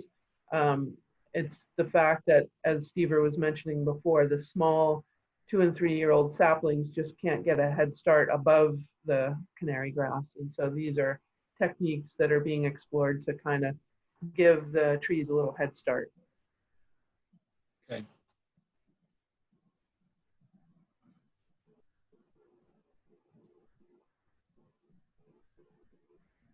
Any other questions? Anybody? Yeah, I have a question. Just flash on the idea of school kids getting involved in protecting their tree. And I know we're in the midst of the coronavirus, but in normal times, couldn't you have kids, students involved with protecting their tree and taking care of the land that's around it without using poisons? It's just an idea that you could have many hands make lighter work instead of. Yes, we've actually had students from Ann Friedrich's class out there to help with watering in the year after we planted some of these saplings. We had quite a dry summer. So to the extent that they could get time away from school and be bussed out there, they came out with buckets and helped us with the bucket brigade to water trees along the north bend and part of this south bend. So we've had a lot of helping hands out there. It's just the challenge, I think, is sustaining that effort over the time period that we need it to be sustained in order to give these trees a fighting chance. Christian, this couldn't be mowed by, like they mow roadside with, as we see the poison parsnip is taking over our roadsides, but this couldn't be mowed like with a brush hog 2-3 years in a row to keep it down, to give those trees a chance to get going. Yeah, but aren't you then mowing down the trees that are planted? You could mow around them, Michelle. Well, I just don't know how close together they're planted. Right. Part of the study on the organic method is going to be mowing in between the trees. So we're tilling and mowing for the organic plot and using herbicide for the treatment plot. So the treatment lot is a study. Right. We're studying the two of them. We're comparing both of them. Yeah. Okay. Yes, Ian. So if this is something that the select board declines this evening, let's say, how does that affect the research that you're doing, given that you have other sites and you've previously said that none of those sites are as close to houses as this one is? Does that affect your final outcome? Would you have to find another site? I have a few other sites under consideration that I could probably look into more closely. This is a particularly good site in that it's got a nice stand of reed canary grass and it has great access, has some soil characteristics that I think are pretty equivalent to the other ones. It wouldn't stop the study for sure. So. Okay, thank you. Yeah. Anything else? Michelle? Go ahead, Mr. Dyke. Yes. Appears to me this is a product that's commonly used in these areas. Therefore, there's no restrictions on it. It's a small project. It's a scientific study. If it shows, I think the idea is to show that the mechanical operation will have as good an effect or better.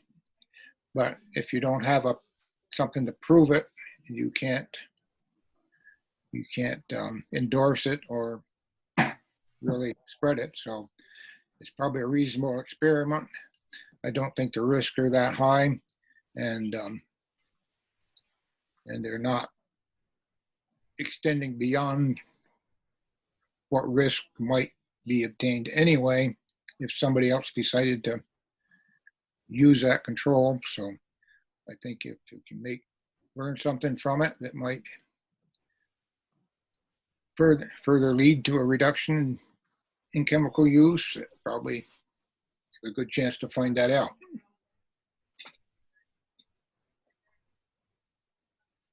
Anybody else? I just wanted to mention, I forgot to mention that, you know, of course, the Saunders hay that field, and we have been in communication with them to let them know about this proposal, and they couldn't make it to the meeting tonight, but Diane Saunders did wish me to convey that they have no issues with the study, and Stever has kindly agreed to make sure that applications occur after they get their third cut of hay off the field.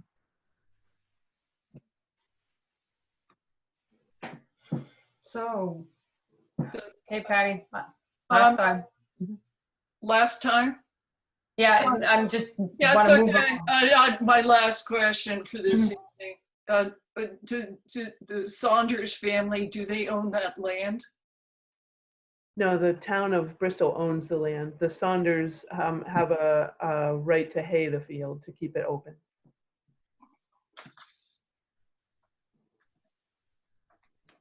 Anything else? Anybody?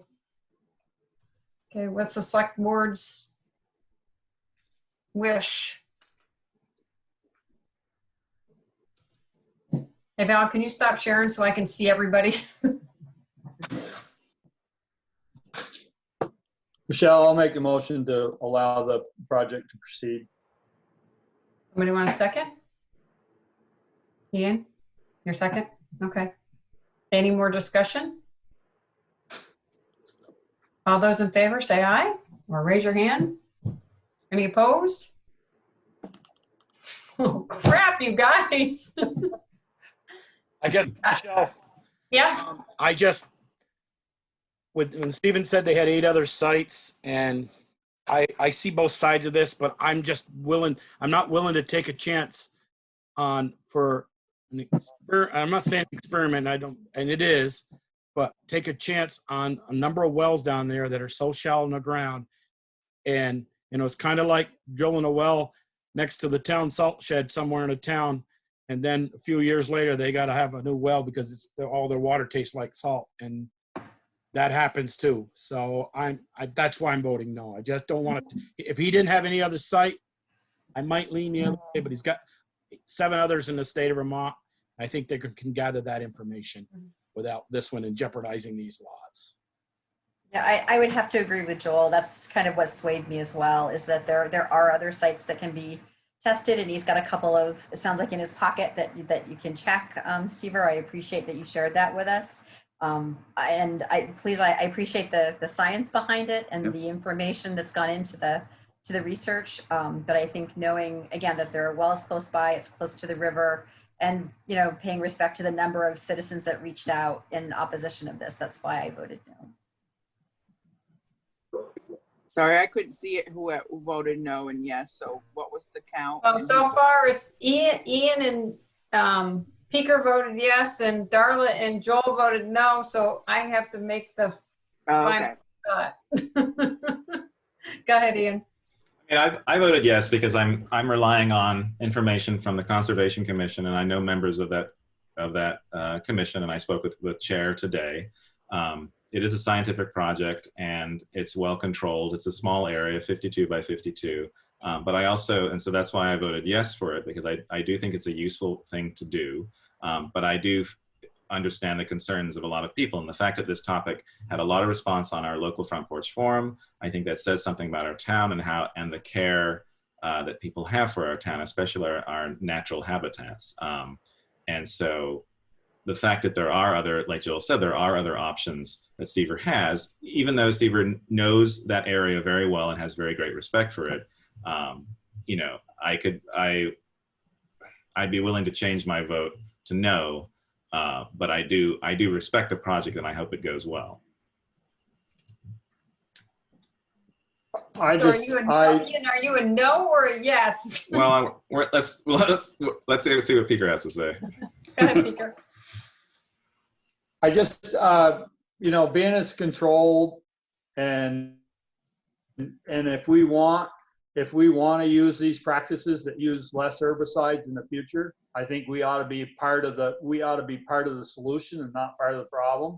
I know for a fact that a number of these chemicals are used in other applications that nobody gets that nobody gets absolutely any say on. I know that any corn crop that goes in no-till is sprayed with the same product, and that goes right in people's backyards. I don't take lightly the risks. I want you to understand that. I know that there are risks, but I know that if everybody says not in my backyard and we aren't allowed to find out what works best, we'll never have an alternative. So Ian, you still a yes? Oh, yeah. Joel, right? Well, hang on. Joel Yes. wanted to say something. Speaker, I hear you all along, and I know there's a hurt. I saw a cornfield behind a establishment that I take care of their lawn on North Street in front of your parents' house that was all brown last year. And I wonder what they sprayed on it. And then, because that's the no-till. And no, the farmers don't ask us what to do, but this one was asked, and I'm going to change my vote for those 20, 30 wells. When I can see the well head, not a drilled well, it's just a dug well out of the ground. And ask our police chief, his well is probably 25 feet deep and giving 30 gallons a minute. That's good water down through there. And I'm not willing to sacrifice something when he's got 7 or 8 other sites around the state of Vermont. If this site wasn't so easy to drive to, he probably wouldn't have selected it. But that's my concern. I want to vote no still. Beaver, how many sites do you have to have for this project? I need 8 sites.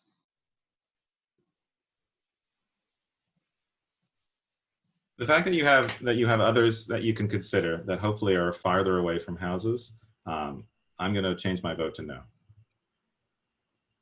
You're taking me off the hook there, Ian. I was hoping you wouldn't even put her on the hook. Well, I do want to support it, but the fact that there was a lot of talk about it, and it was just a one-line item in terms of our agenda, and it raised a lot of issues. People are concerned in our town about that, and even if you explain the details, and I myself learn more about it in terms of the actual size, it's a small area, but the fact that you have other options available to you, I think that's one of the biggest things that would sway me. That it doesn't impede you from doing what you need to do. Mm-hmm. Yeah, and if it was north of town or somewhere where a lot of those are drilled wells 200-300 feet deep, I might consider that a little bit different. But I know those in South Bristol aren't that deep. Well, I do thank everyone for taking the time to talk about it. I know it's a difficult decision, and I thanks everyone for taking the time. Thank you. Good luck with your Thank you for answering our research. questions. Good luck, Steve. Thank you. Yeah, thanks. Yep. Thank you, everybody. Thanks, Kristen. So Michelle, did you vote? Not yet. This doesn't matter. For the record. Yes, I Did was you going to abstain? vote. I was going to vote no, only because of the water, the animals, and the wells. Okay. Next order of business. Consider whether to proceed with Ireland Road stabilization with NRCS Emergency Watershed Program grant funds. So hopefully folks had a chance to look at the material that was posted online. I can do another screen share, but I had a opportunity to check in with Eric today, and I've talked with him on other occasions about this, and there's some question whether there was actually any damage along that stretch of Ireland Road or whether any repairs is warranted.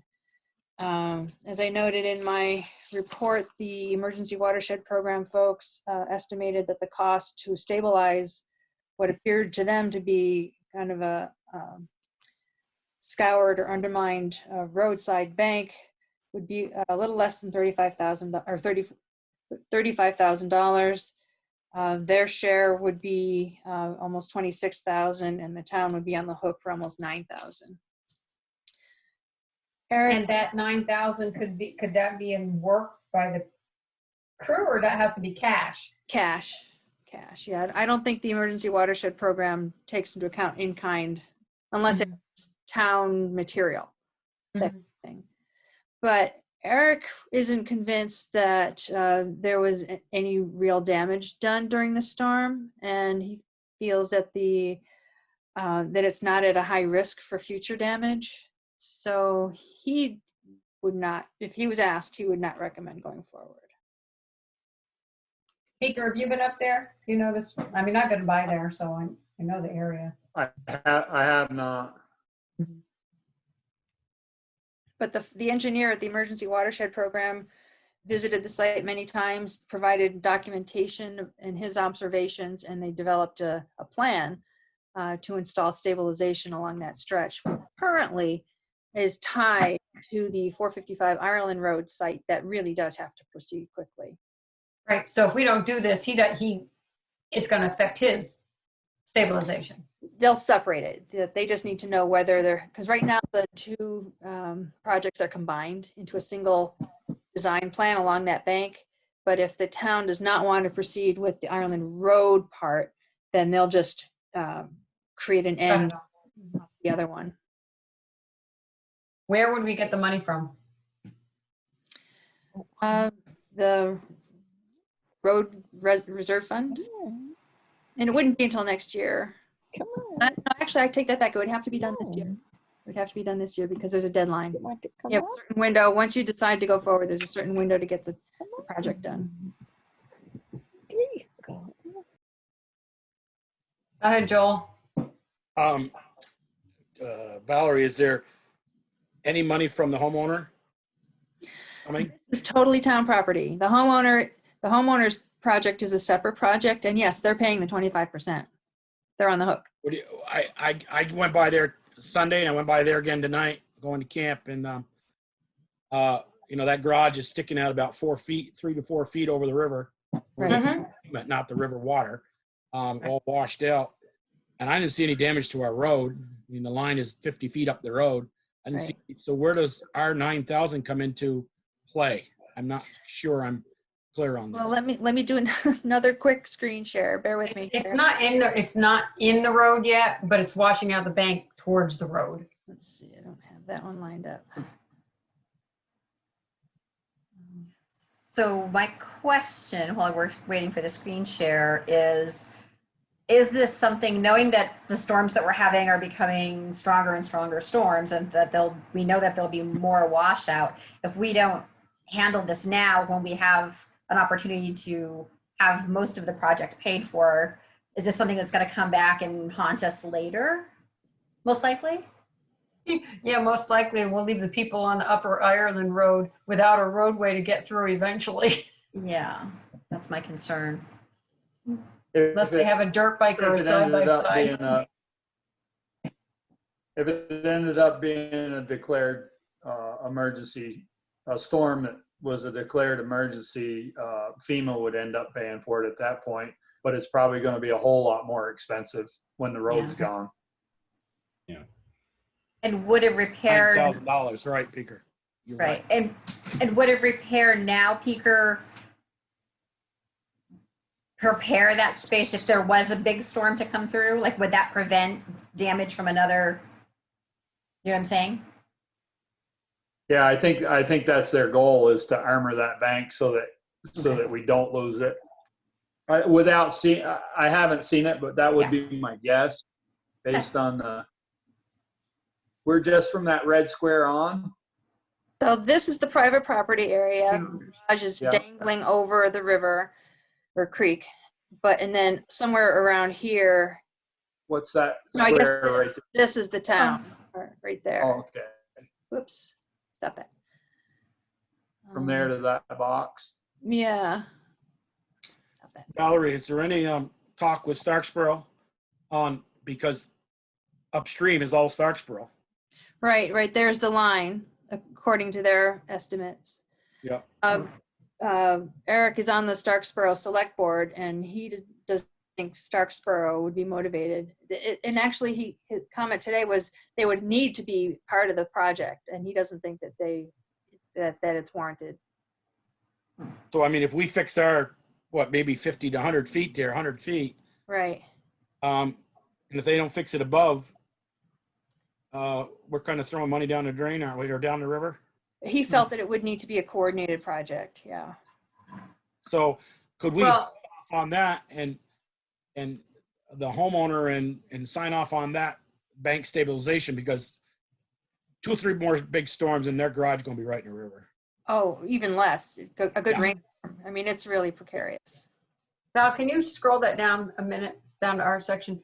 So see where the roadway goes, and it looks like the water where it says OHW goes under the road. Well, I mean, when I'm up there going by there, there's some roadway and space between the roadway and the river. It just seems to be slowly taking that bank out. Right. There's some trees right there on the line along the river. There is. Get to Mhm. that across the road there. There's some trees in there holding that bank in. Right, and all of those would need to come out and be replaced with heavy riprap along this part. And we plant trees down in South Bristol, willows, to hold the bank in, and now they want to take these.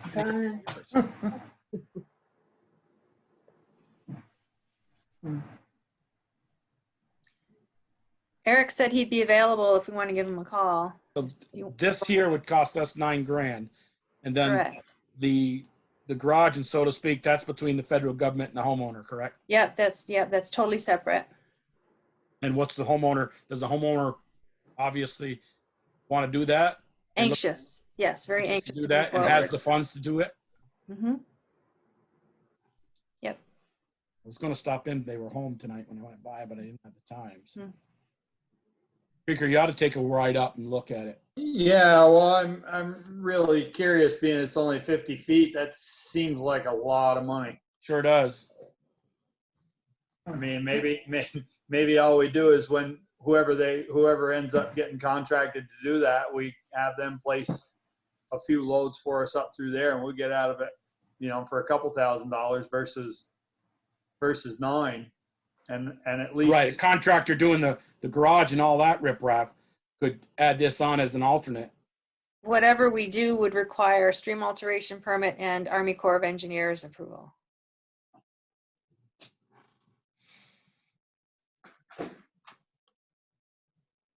And they would expect to see plans.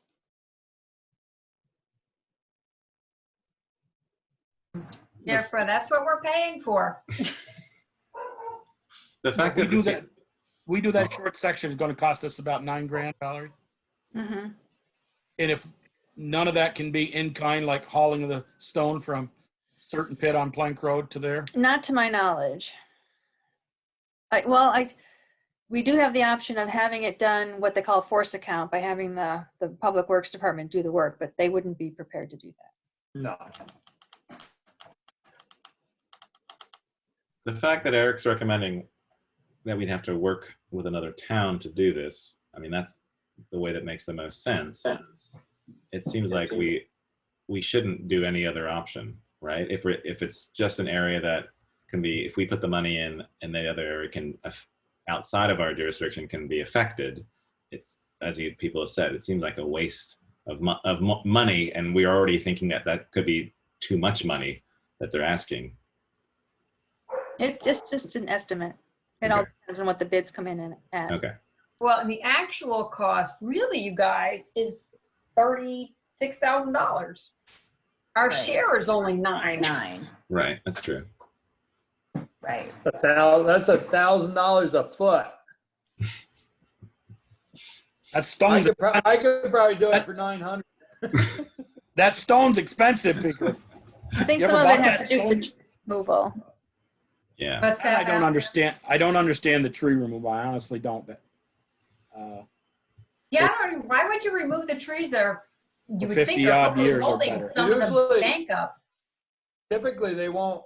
Any stream work I've done, they won't let you remove the trees if you have to work around them, because they are holding the stream bed or the bank. Well, maybe I misunderstood. Valerie, do you need an answer tonight on this? Well, it's holding up this one, because right now they're designed together. So if we can make a decision on this, That river's got to be pushed over there 50 feet away from that garage. It's where it used to be. right? Now it's right under that garage. Mm-hmm. I guess, if we're not really sure about this, I say we separate them. can we make a decision on our section later? It just means they don't go out to bid together. Right. It'll change the design because the way I They understand, got Mike, back. he would create the end here. What's that say? Tiebacks. Yeah, he's got to tie it back into the bank. I guess Yeah. even though it's in the right of way, so to speak, that water moving over there created the water to move over towards the garage. So to me, it's one project. If we don't Another comment that we don't do Eric that had, section right there, that water will continue to move towards that garage, whether they push it away from that or not, I believe. That's where I'd like Peeker, if he could weigh in and go up and see in daylight, and he gets a chance. And I'd like to approve the one for the garage and get that going. And then if we can wait and find out what Star Swirl is going to do. I get the feeling what Eric said, they aren't gonna. They have no interest. Isn't that what he said, Val? correct. And another thing he said was if the stone armoring is put here, that it could deflect the water from this course and deflect it over to this direction and create problems on that side of the bank. Oops. Well, that's all just woods there, yeah. Yeah. Well, Where that is right before that pull off, below Gibson's. that's all fine and dandy, Joel, until all those trees go down the road Right. and wind up in Lisa and Lisa Roscoe's backyard. Yes. Well, like I said, that river right there now is 100 and some odd feet wide and all gravel now. Mm-hmm. All going towards that garage now. See if Eric would be available to zoom in for part of this conversation.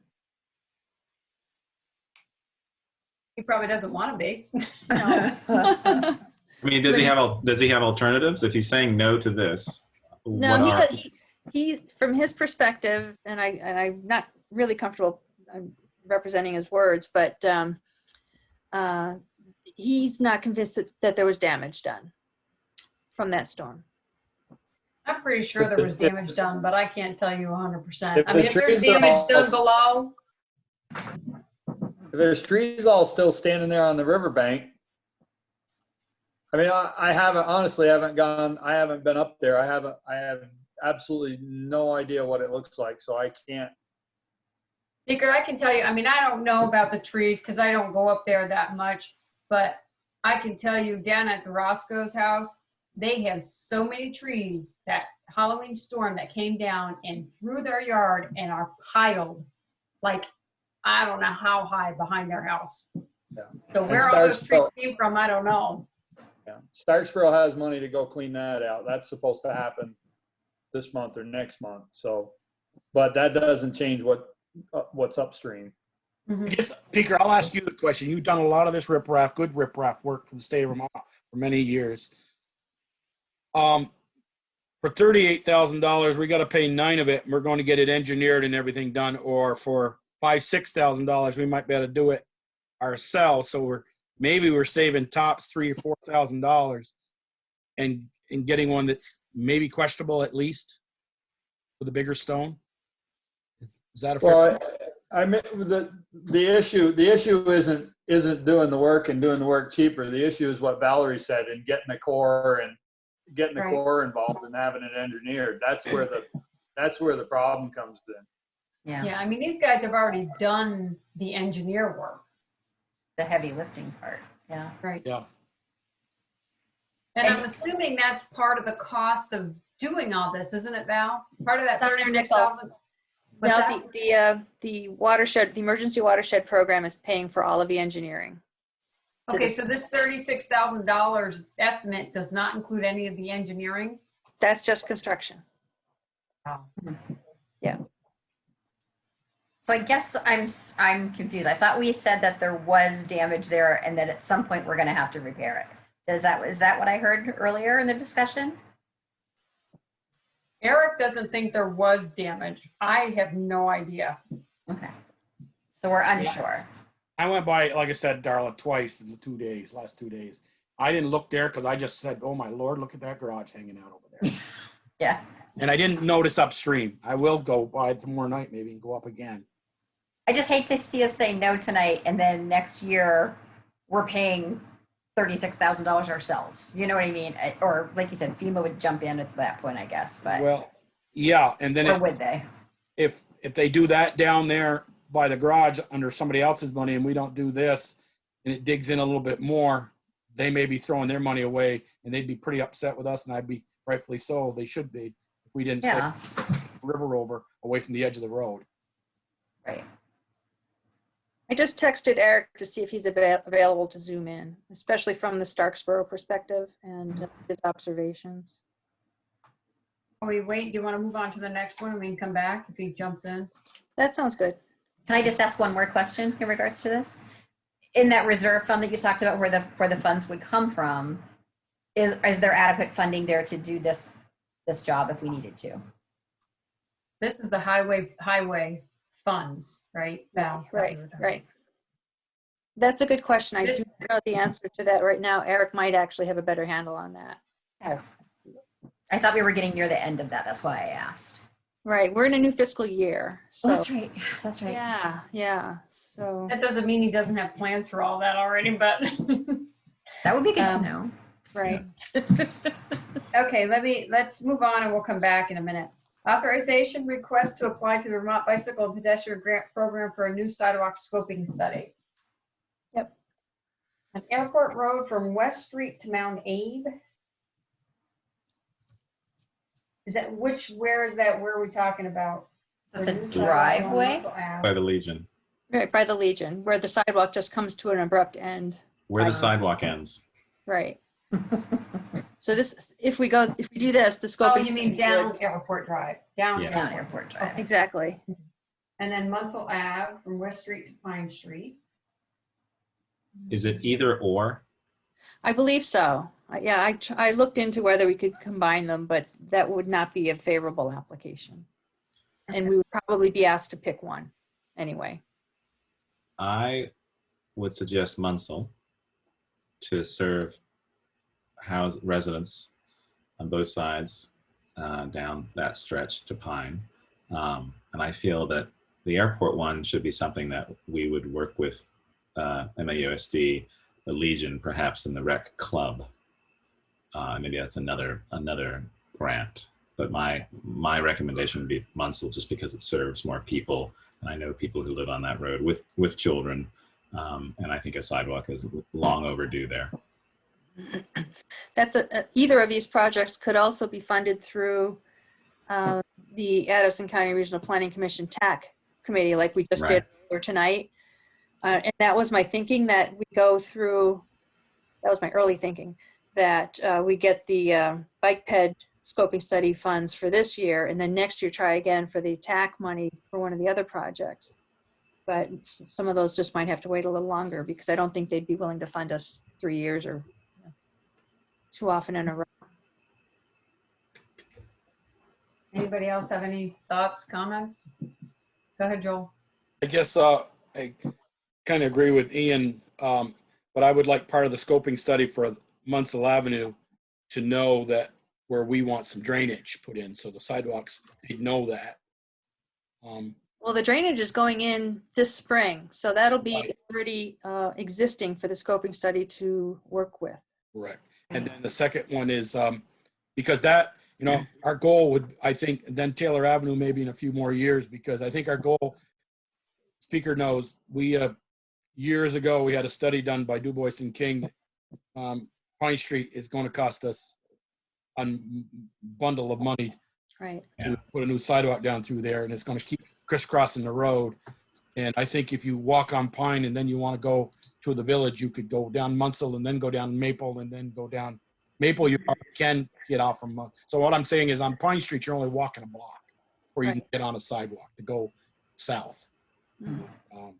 And with the airport drive is, I don't want to have a conversation with Mount Abe, because driving bus there for 40 plus years is the kids who going down the street or going to the hub in the afternoon walk right across the parking lots and cut across the gate and then walk down the side of the road. So until they going to have a sidewalk, that something by that gate and something, I'm not sure we're going to cure much there. Well, I think the idea with that scoping study would be to expect some sort of collaboration, a joint Yeah. Ready, but they would have to agree to it. Right. Okay. So I would say Munsell Avenue would be a good one. So would a sidewalk on Munsell Avenue go the entire length of Munsell Avenue, or are we talking about just a section? I think the scoping study would be worthwhile to go from end to end. Whether sections get implemented later in phases, that's an option. But at least we have the baseline data. Mm-hmm. When Peter and I were a kid, there used to be one from West Street to at least West Pleasant on Munsell. It looks like it. You can see where it ended. Yeah, you can see, yeah. The cleared pathway still sort of exists along, it's taken over a little bit by some shrubbery, but that can And be. the Mountain Health up there and the soup's office and others, I think Exactly. they want to walk downtown, they can go on the sidewalk. Yeah. Right, and there, even though there might be turnover at Bristol Works, you know, if the police station moves, if the superintendent's union office moves, there's always going to be things there. I know that Kevin Harper had plans at one point in time to develop housing there as well, and that could come to fruition. So I think a sidewalk along there, I think would be good to do. I make a motion that we authorize the request to apply for this grant. For the Munsell. For the Munsell Ave. For the Munsell Ave. Yeah. I'll second it. All right. Excellent. Any more discussion? All those in favor, raise your hand, say aye. Aye. Okay. Great. Thank you. Thank you. You want us to continue on, Val, or? Yes, let's keep going. Okay. Consider how to address the 2 vacant lister positions and provisions of lister services. So obviously folks are aware that we have 2 vacant lister positions, and in the online material stuff is the statute that authorizes municipalities to either eliminate lister positions and appoint an assessor to perform those duties, or some combination of that. So I know we've talked about this topic a bit before. I had a little bit of challenge trying to, in terms of recruiting volunteers to be a lister, was to find a succinct way to advertise the position. What are the essential job duties and that kind of thing. I made a bit more progress if that's the direction we want to go. But I've also had conversations with other colleagues and other folks in the field who feel that most communities, and they recommend that communities strongly consider going through a professional assessor instead, because the responsibilities are becoming more and more complex for the position of listers. How does that work for us budget-wise? Well, we've budgeted a $17,000 plus or minus, or well, at least $17,000 currently. Right now, it's not being spent by much. This is also precipitated because Craig has indicated that he's not interested in continuing his contract on a fee basis, but he will continue to provide support as needed occasionally, just to help out, but not expect to be compensated.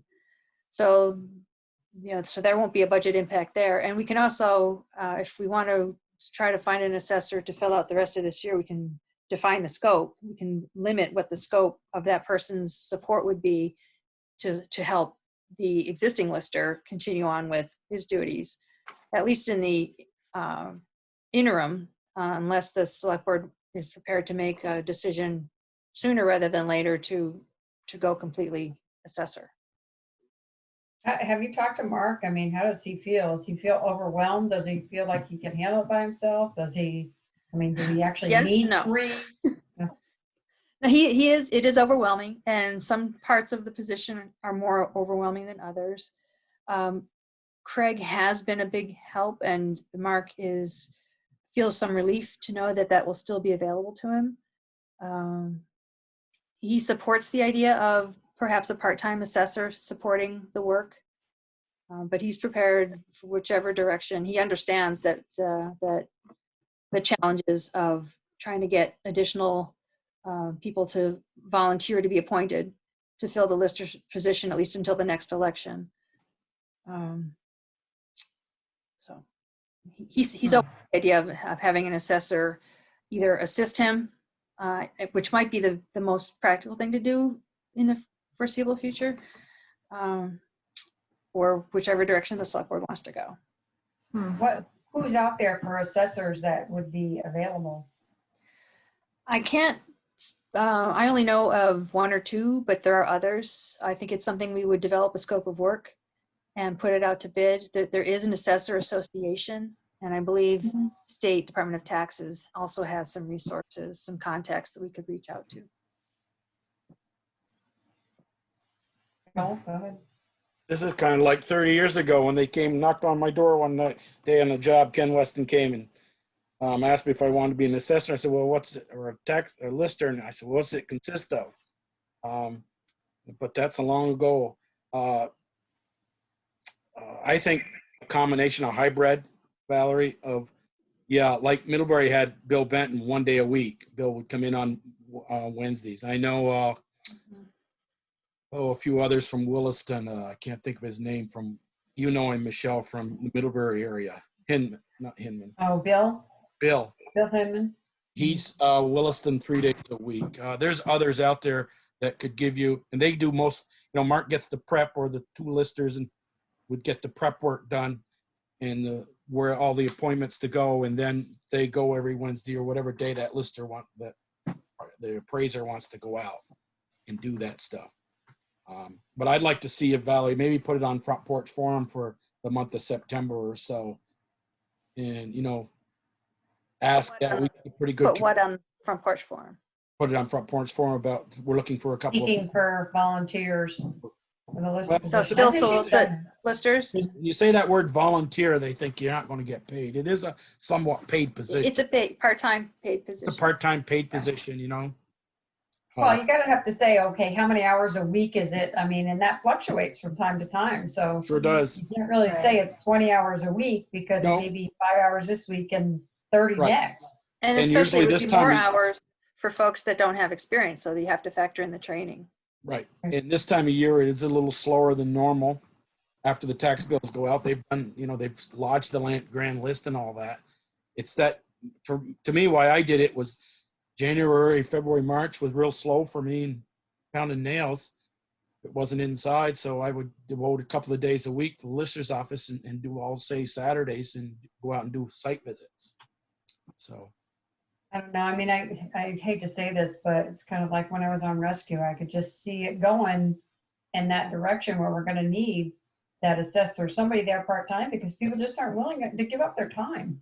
Well, even though whether we go a hybrid or not, we still need, you got to have 3 listers to sign off on the grand list and sign. Even if we went fully, I'm not sure.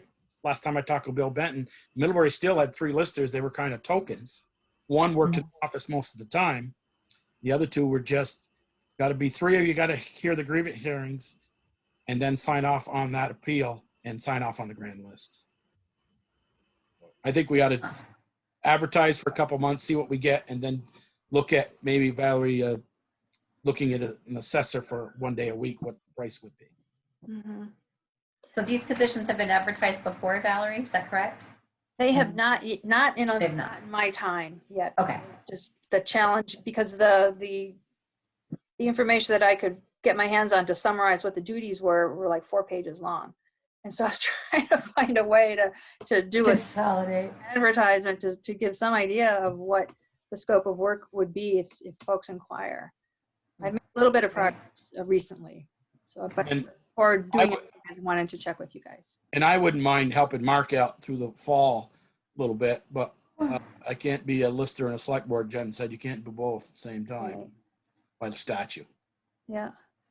So I'm briefly skimming the statute that I posted. Let's see. If the town votes to eliminate the office of lister, the select board shall contract with or employ professionally qualified assessor who need not be a resident of the town. The assessor shall have the powers, discharge the same duties, proceed and discharge in the same manner, be subject to the same liabilities as the board of listers. So I'm not sure how having an assessor relates to the duties of the board of listers if there isn't a board of listers to lodge the grand list. I guess the assessor would do it. Yeah, I was gonna say, it sounds to me like if the assessor is the board. Yeah. I mean, he would take over whatever the board duties would have been. I don't mind working with you, Valerie, and try to come up with a so-called job description. And Okay. I could talk Perfect. with Bill Benton and Bill Hinman and a few of them around. I know 3-4 of them. Steve Trombley's still out there, who did the last 2 appraisals for Craig and Claire. And he did one for me, and when I left in 2004, the starting one. So.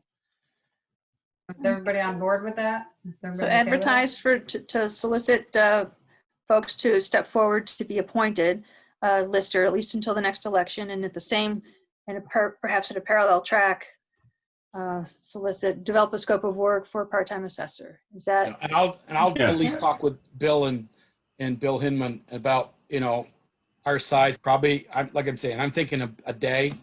I mean, I know Newbury has got a new one now starting. Bill retired day. So I'll work with that and get that information to you, Valerie, if you want. Okay, terrific. Yeah, Teresa Guile had another name that she said was a terrific guy to work with. Speaker's buddy, maybe Ted Nelson. Benton Mitchell. Yep. Yeah, he's one on my list. Yep. Yeah. Yeah. So anyway, all right. Okay. All right. We'll go with that. Right. Next. Thank you. Coronavirus COVID-19 update preparations, response, and impacts to municipal operations. As I noted, nothing's changed a whole lot since the last meeting. We do know that the governor extended the executive order or the emergency order to September 15th. The select board's next meeting is September 14th, so we might have more substantive things to talk about there. The office remains closed. The fire department did obtain 1,000 masks to be handed out to Bristol residents or citizens. Currently, the town clerk's office is the point of contact for people to call and make arrangements to pick one mask up per person. I don't know what kind of demand that's going to trigger once we start getting the word out. But Brett from the fire department did say if it becomes burdensome to the town office folks, then we might explore some sort of distribution event. I don't see it becoming burdensome just because of the amount of time that's passed. Even though the mandate hasn't been in place for that long, I think a lot of people were already wearing masks well before that. And a lot of people had been making masks and giving them away free as you walked around, at least the village area. So I don't see a huge demand, but it's obviously nice to have a stockpile of that the town has, which is that's great to see. Congratulations and our thanks to them. Yeah. Yep. I agree. Okay. The only other. Valerie, just a question. Yeah. If you say the town offices is closed, or if someone comes to the door and raps on it and they pass all the tests and take the temperature, can they come in and license or do something? Yep. They can come in. The only thing they can't do is do a title search. They have to have an appointment for that. Right. No, but they want to come in and pay their water bill or pay their taxes, or they can do that. Yep, that Or happens. they can stand outside the door and call in. That happens a lot too. Okay. Right. And because my extension is the first on the list of the new automated system, the folks just go there. Oh. Standing outside. Open by appointment only. Yeah. Right.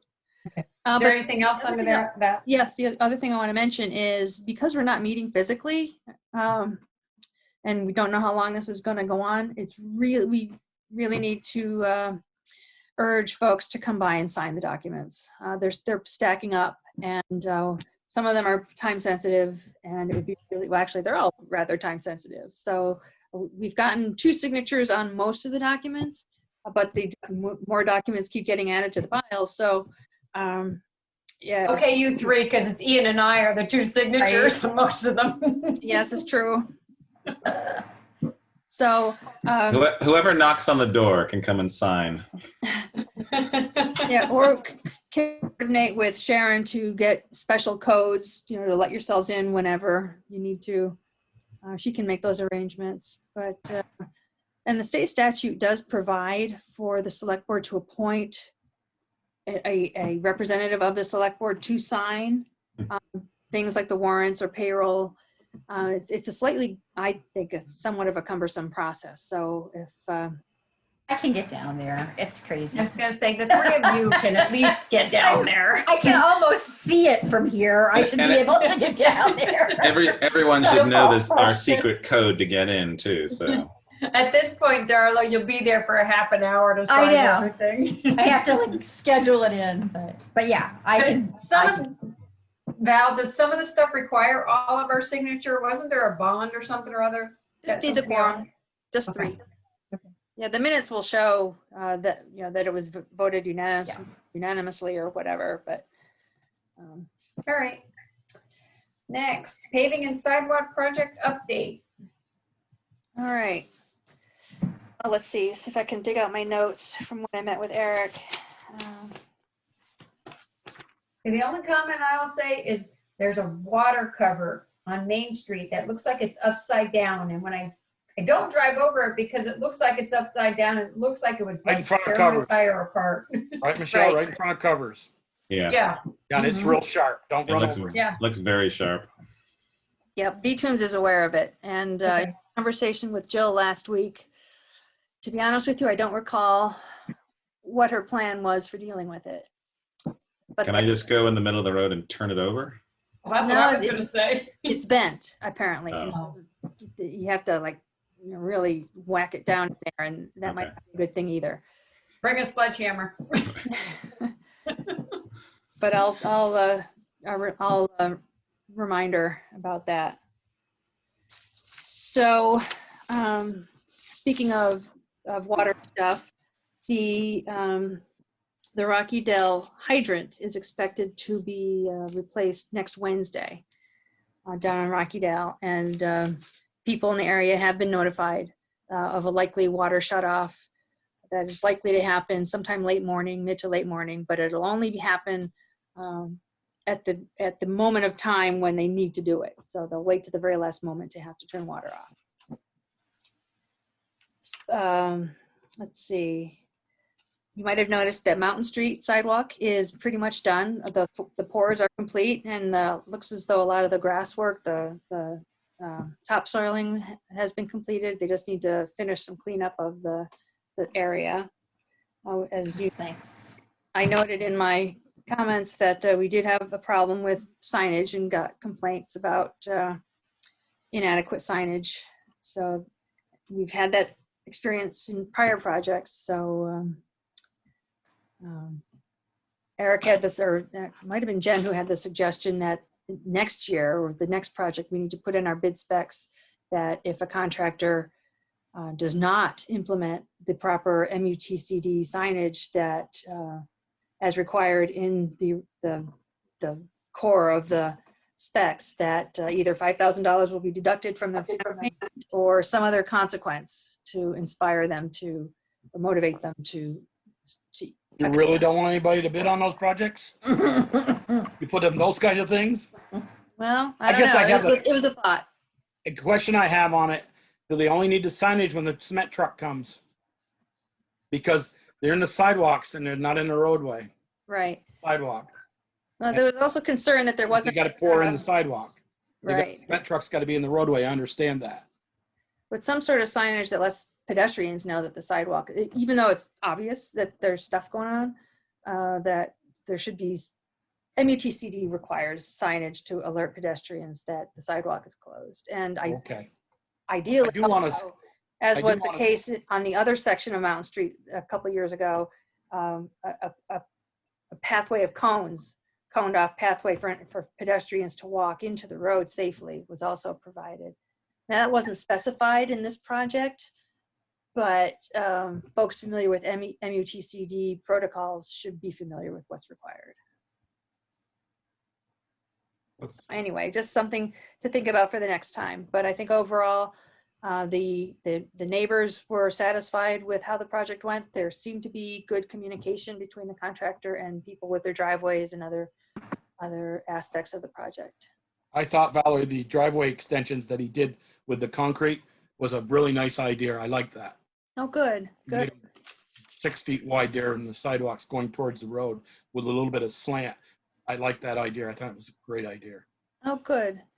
Let's just hope when it all settles down and we get the next rainstorm, everything sheds the way we expect it to. Right. So with regard to that, what are our options, given that we had issues with the pour that was done by Spring Street, and it doesn't shed water, since it's a pretty long stretch? Do we have the option, similar to hopefully what we're doing on Main Street, where they're going to come and replace panels? I'd have to look back at what the specs called for. I think there's like a 1-year warranty, Okay. but I haven't reviewed the specs in a little while. Does it not shed water, Ian, because of the grass is too high? No, I'm just, in case, we've had some rain and we'll have some rain this week. I'm just gonna, because I'm near there anyway, I'm gonna walk up and take a look and just see if it's pooling or anything like that. Obviously it shouldn't. We'd like it to all drain away. It would just be if for some reason it was deeper at some point in the middle or at the edge, that where it was just pooling water, which will just turn into ice at winter time. My other question regarding that project was, so we have the sidewalk section, when portions go towards a person's house, like Fred Baser's house, it looked like they replaced all 3 of the panels to his house, but in other places those weren't replaced. Does the town cover that? Is that still our right of way? Okay. He negotiated that independently. Okay. I was just curious about that. And it's nice, obviously, if you're a homeowner, to have that option to have it come right to your house if you want that same style, which is great. Right. But I was just curious about that. Yeah, I don't know what the terms were for the additional cost that the Basers were agreed to pay for that. Okay. That was a private thing. Okay. And is it something where if how would you know that that option is available to you? Would you just speak with the town? No, I think it's between the Talk to Donnie, right? contractor. Okay. Yeah, my guess is they saw Donnie out there doing it and Fred walked out and talked to him. Yeah. Right. Yeah. So long story short, they finished sooner than they expected, but they also worked Saturdays and at least one Sunday. So, anyway, I hope everything settles well and that folks are satisfied with it. In my meeting with Eric, I can report that the preparations for paving on Taylor and Elm are ready for paving, and Lower Notch is 3/4 of the way done. They're going to need about 4 to 5 more days before that's ready. And also hard scrabble, I think, is either ready or will be ready. The paving is expected to happen in late September. The patch on Maple Street for the water repair has been completed. He made a comment that he noticed a lot of public comments about roadside mowing on Route 116 and that folks may have assumed that it was a town responsibility, but he wanted to make the point that it's actually V-Trans that is responsible for mowing Route 116. What I saw, Valerie, was Burpee Road they were commenting on. People were making comments about why they only also mow it once and not twice a year to get the poison parsnip down. But did you see that the state is not mowing? That was cut from the budget. Right. So, related to that, Eric had an idea that he wanted to put out there, whether in coordination with other towns like New Haven and Moncton and Starksboro, if everyone was willing, that the towns kind of offer to provide mowing services, limited mowing services, just to make sure certain intersections are cleared, or certain driveway sections or intersections where the brush is actually a public hazard. So he just wanted to, he said he'd be open to that, and just for the sake of public safety and public service, if the towns would be willing to do that if the state can't. Yeah, but then the state would then expect us to do it all the time. Val, for the Main Street project, I wasn't able to attend last week's meeting. How did that go? There really wasn't much to discuss. Okay. Things are slowing down, and nothing is planned for, or very little was planned for this coming week. I believe all the stamped concrete has been completed. Paving, there was an issue with the scheduling for paving. What was it? The contractor's been called away to, the paving plants. The plant that they're working with is committed to providing a certain type of mix to a different project. And because of that, the type of mix that's required for Bristol's project won't be available for at least a couple weeks until the other project is completed. So that's putting off the final paving schedule, which they haven't quite been able to nail down yet. Have they scheduled the ditching in front of Alan's house and No. that stuff? Go ahead, Joel. Speaking of that, I had that down on concerns. Kale told me the culverts have been ordered for Allen's driveway and the next one down. So they've looked at it and scheduled it or ordering the culverts. I'm going to do it when the culverts get here. Oh, good. So with regard to the Main Street, the stamped concrete, like you said, is done. They've done that final spray coat. We never made a decision whether we wanted to have it done on the rest of the stamped concrete. I don't know if we're too late for that now, if that contractor is done and gone. But is that something we want to consider or just leave it as is? Did we get a cost estimate for that? We didn't. It was something where it was brought up, but we didn't discuss it in detail. But we did determine that it's supposed to be done every year, correct? Right, that's what Eric said, and we haven't done it in 5 years. So if we have the opportunity to do it, it might be nice to get a cost estimate. We'd have to speak with the company that did the stamped concrete. His name I'm forgetting. Oh, what was that thing? What's it? A sealant of some sort? Yeah, it's like a clear sealant. I've got to step out for a minute. I got to go deal with a truck driver. I'll be back. One slamming tailgate speaker? Yep. Yeah, it'd be nice to discuss that. I mean, I think it would obviously, it offers protection for the concrete that's there that maybe hasn't had it in 5 years. It would then also match all the new stuff going in. So I'd recommend it, or at least get a cost. If it seems very high or it seems kind of out of our ballpark, maybe we say no, but if it seems reasonable and they're still available to do that since they have been doing it, seems like a quick thing to do. Right. And who did the stamp was Sean. I can't think of Sean's last name. Lives here north of town. Okay, so they're local. Zach? Okay. Zach. Huh? Zach Laurie. Yes.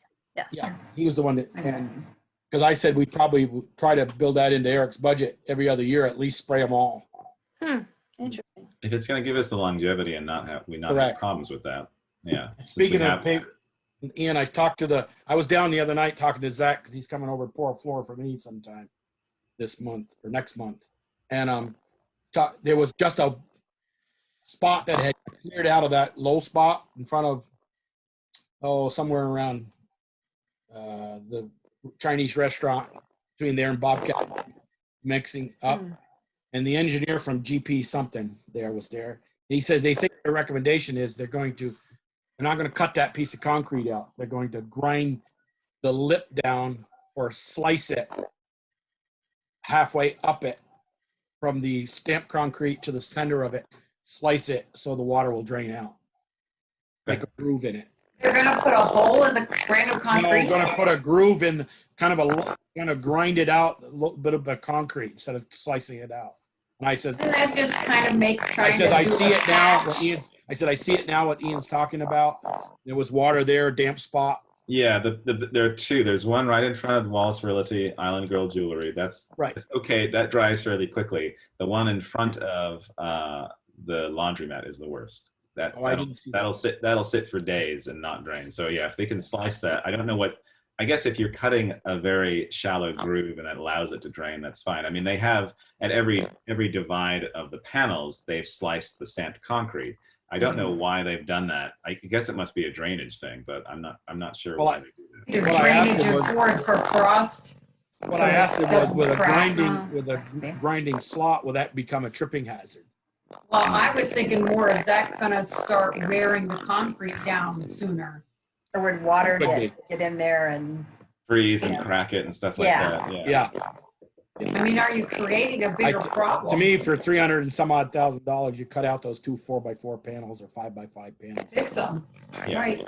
Well, I'm still having them do that or keeping them on asking about that. So we'll see. I feel that, it's 2 panels. I think they should replace them. They replaced one. There are 2 that have clear issues. I've sent photographic evidence to them that they retain water, so they're not flat like they say they are. They're dipped in the middle, and that's the fact that that's are how they dipped in got the middle. excreted. So I think they should replace them. I think cutting them out, I guess that if it alleviates the problem, and but we could have problems down the line, I guess. And then we're replacing the panels. That's a cheap fix for them. That's It their is. way of getting out of replacing them Absolutely. is by Yeah. trying to fix it. And to me, they're creating another problem by giving access to water to get down in the concrete and then slowly erode the concrete away. Right. Mm. Well, so I guess Val and I need to talk to Chris about that. That'll be fun. You done with that? Yeah. Your audio's gone funky again. You're all wobbly. Yeah, Michelle, your audio is bad. You're wonky. Just tap your computer or something. I keep having to like mess with it, Yeah. And I don't know why. I still sound funny? Yeah. Yeah. Something's happening. That's all the sidewalk stuff. But yeah, they're looking great. We had an issue. A store owner had concern about one of the temporary lightings being right in front of the store, and they moved that, which was nice. It's slowly getting cleaned up. Some stuff that was left in one of the parking spaces, it seemed, for a couple of weeks, finally got cleaned up and moved, which is nice. But it looks great downtown. The stamped concrete, I think, looks really good. It's interesting to see the sheer hilliness of it on the south side to accommodate water runoff in the new sidewalk. It's something that we didn't have with the brick because it was so much lower. So it is, especially by Bobcat, it's quite extreme, but there's no other way you could do it. So I wish we'd have talked about Bobcat sidewalk and dropped that 2 or 3 inches. I wish we'd have done that now. Well, part of it is because it was matching what was there, and it was the engineers calculating in terms of how much what you need to grade to get in. My place of business was the culprit of that. When they moved in there in 2000, 98, they raised that sidewalk so it'd be level to go in. Oh, that's interesting. And I would have liked to seen it drop 2 or 3 inches like the rest of the businesses, where that stamped concrete wouldn't have been so slanted. Water over the bridge now. Do I sound funny?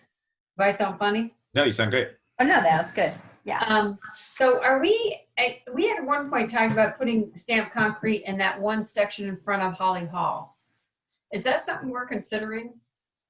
Or are we gonna just leave it and just throw mulch in it for now?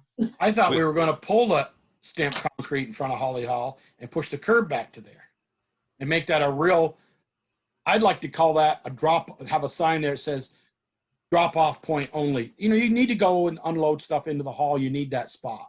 But yeah, it's true. 5 or 10 minute drop off spot only in front of that spot. I see Meredith parks there occasionally just to either go in and get stuff or come out. But I used to park there all the time. I would see what Bruce would think, but I would like to see a spot there you get a little more off the street and drop off only. I thought the state said we couldn't use it for a parking spot anymore. That was my question. That was a big thing. I think it would have to be, we talked about it in our meetings many, many, many years ago. And I think the idea was floated of cutting into that area, but ultimately I think it was, I can't remember why we decided to just leave it as is and just remove it instead of cutting into that. I'm sure it was probably to do with water. Well, V-Trans said that it could not be part of their project because it because of it was an still official parking area, yes, a functional area. So I mean, if the town wanted to do it on their own initiative, some other way, some other time, that would be fine. But it couldn't be part of the V-Trans project. So at the moment, it'll remain weeds and mulch until some such time when we just figure out what we're going to do there. Well, I tell you, there's not many weeds in there. It's mostly mulch, which is fine. I'm down with my Manis and stir it up, make it look better. There you go. Okay.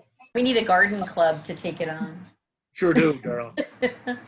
You go ahead and lead that one, Darla.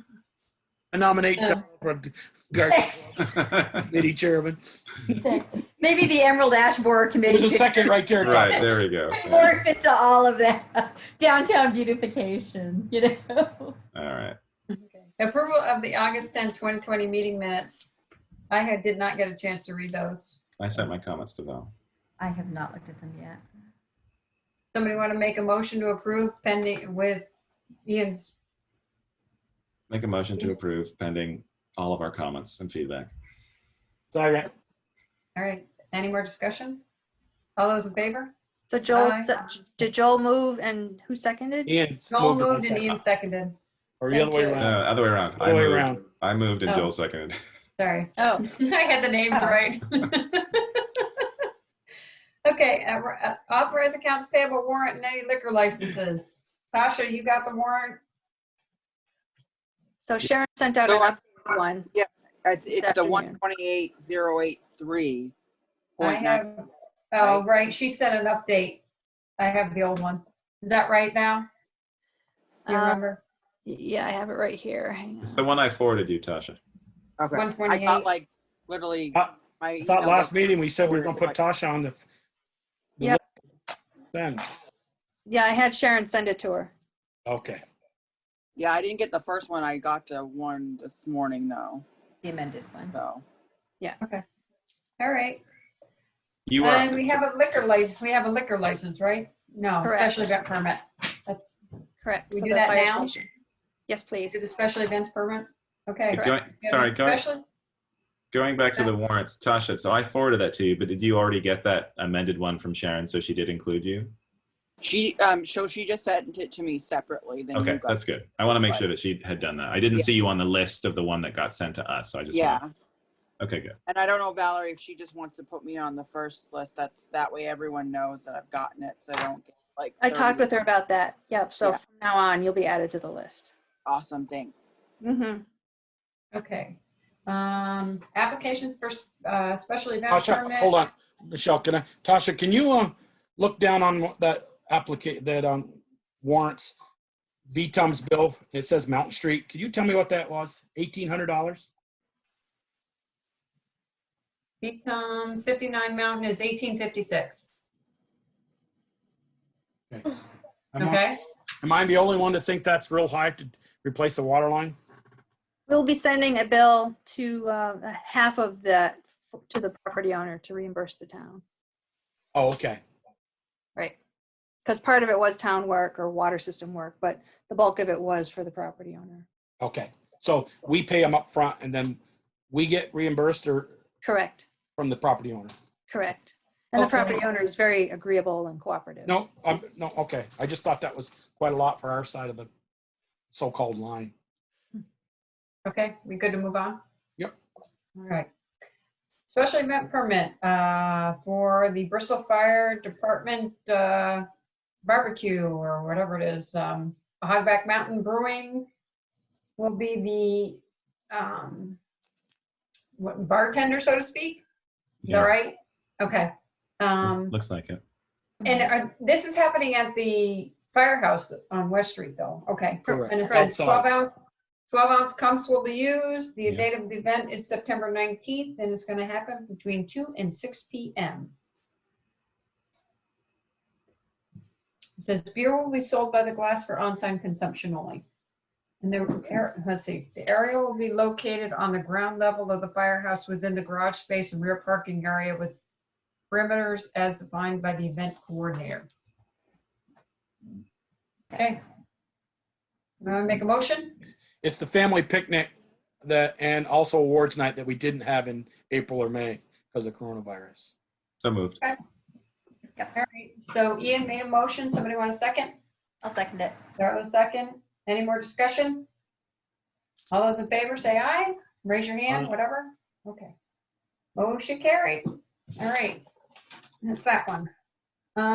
Select Board Roundtable. Go ahead, Joel. Bruce, how's the food truck been on trash up on Perlitz?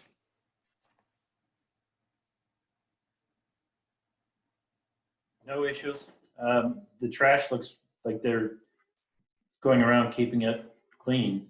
Good. And parking, because we've been going up there more frequently, has improved. Mhm. Has the food truck been going up there? I don't know if I wasn't out there this past weekend, but I did see them when I went out later in the evening driving back into town. Huh, because last communication with them after the select board reapproved them with those, the follow-up criteria, their feedback to me was that it wasn't lucrative enough to keep going and that they were planning to continue it. So then they I probably have have them in not there. received any communication, like the heads up that they were going up. They could Yeah, have been at an I event. haven't seen them. I haven't seen them there when I've driven by, but I have no idea when they're there or when they're not there. So. Nor do we, because they don't let us know. Right. On Elm Street hydrant was done. You saw that. Pictures from Valerie. Turned out really good. They didn't have to cut in the road barely. Valerie, can we get Eric or right to the state? The River Road 116 intersection. You stop at that stop bar and you cannot look south. The grass is all around that guardrail. You got to go kind of like 116 bridge. You got to go all the way up the edge of the road to look south there. At least at minimum, it needs to be trimmed. And then I don't know if you're going to still see over that guardrail. Of course, I'm in my little white truck, so that maybe has something to do with it. But definitely the grass needs to be cut there. They aren't going to do it. It's not in their budget. We're gonna have to do it. I sent you guys a few pictures on the National Bank's fence that they want to give you us. Oh, right. 100 feet, Mm-hmm. 300 feet. It's 330. We're keeping 30 feet for some other uses to finish out to the railroad tunnel. But there's going to be 300 feet taken down sometime mid-September. We want it. All we have to do is have a truck and a trailer down there to take it. And I looked at the cemetery across from Peaker's Pit there, Hart's Gravel. That would be a nice location for at least do part of it, the front and maybe the sides or something. But good idea. It was a nice looking fence. it's in very good shape. It does need to be repainted. Yeah. That. Do we know how and who would install it at the cemetery? No, don't know. It would be different mounted. Now it's mounted on concrete with bolts, right? So at the cemetery, it's into the ground. I think you'd have some fabrication, probably a steel post with a flat top where you can bolt the fence to it and drive those into the ground. It's there if you want it. So what's the board's pleasure on that? You don't need an answer tonight, but if you want to make it for a agenda item for the 14th, that's fine with me. I just wanted to. That's true. Okay. I feel that we should, I mean, it looked great. So having some fence, if we need some fence, is kind of nice. That's one less thing that we have to budget for if we're doing a particular project. And if Jill is able to manage that and has had that kind offer, I think we should take him up on that. I mean, the only consideration I think you want to think about is the fabrication, how much it's going to cost you to do that, but yeah, I think it's a good fence. I mean, we do have money in the cemetery fund. Well, and you don't have to do it this year. You can wait and do something later on. Yeah. So where would something like that be stored if it has to be removed? It could probably just sit outside it. I'm hoping that you'll take it. And if you do, I was going to get some blue plastic pallets from Brother Peter and stack 8 to 10 high, strap it down, and then come and Ricky will load it on the town trailer and Eric can use the forks and take it off and store it where he needs to store it until it's going to be used. Okay. I think we need to check with Eric first, but I was gonna say I'm on board with taking it if I mean, there's plenty of room okay. down in the old landfill to the south, to the north, to the east, where all the culverts are stored and all that. So I don't know. So it's free on it. Yeah, I think we should take that. You guys probably got Peter Ryan, the water bills. I didn't get a chance to really review that really well. And I had a conversation with Valerie on Friday, Valerie, maybe we talked. I know you keep hearing me about Pine Street and these other streets. And so I just took 3 months from 2017, January, February, March, 17, 18, 19, and 20. So I did 4 years of the first 3 months of those 4 years. We're pumping anywhere from 20,000 to 24 million to 20 million a month and only selling about 88 million to 9 million. Less than 9 million. We are pumping, losing in the ground about 60% of the water we pump. On Pine Street? No. In the system. In the system. System-wide. Water system. We are pumping 24 million gallons in 3 months. I wrote it down here. In 17, those first 3 months, we pumped 23 million gallons and we sold 8,810,000. And then 18, 21 million, sold 7.9 million. 24 million in 19 and sold 8,500,000. We don't think we're losing water in the ground. We're crazy. Well, where is it all going? Right. That's. I don't know.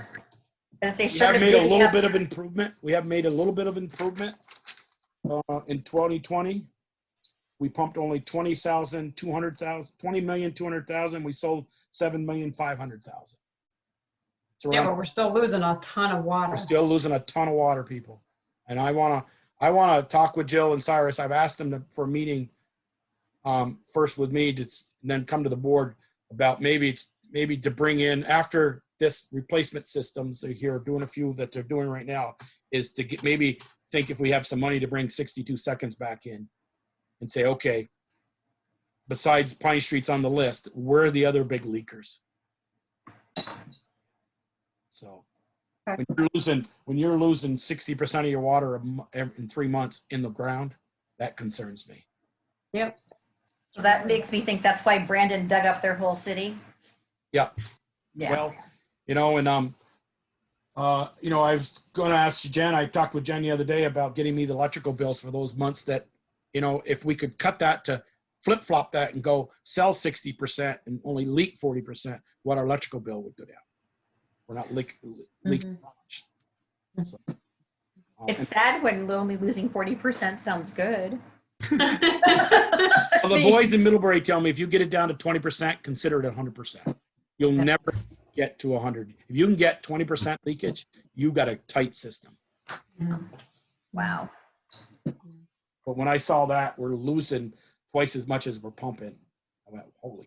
Where are you getting those numbers, Joel? Like what Peter was Ryan sent them to me. You should have gotten them. That was on a report. That was one of the reports that was online, Ian. I didn't get a chance to really review it, but it is online. What? Okay.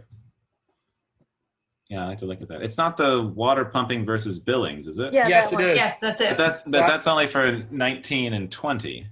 Right, no, but Joel asked him to send him the prior years. Okay.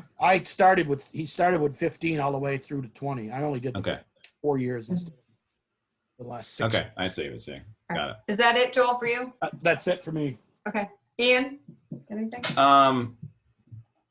Everyone got the email from Jen regarding the budget discussions. I'd like to recommend that we sort of follow what she suggested. I talked with her when I went in and signed. I know that Darla replied to it. I think what she's saying makes sense in terms of breaking each of the departments down into sort of their respective departments instead of looking at the thing as a whole. I'd love to do that and start that earlier.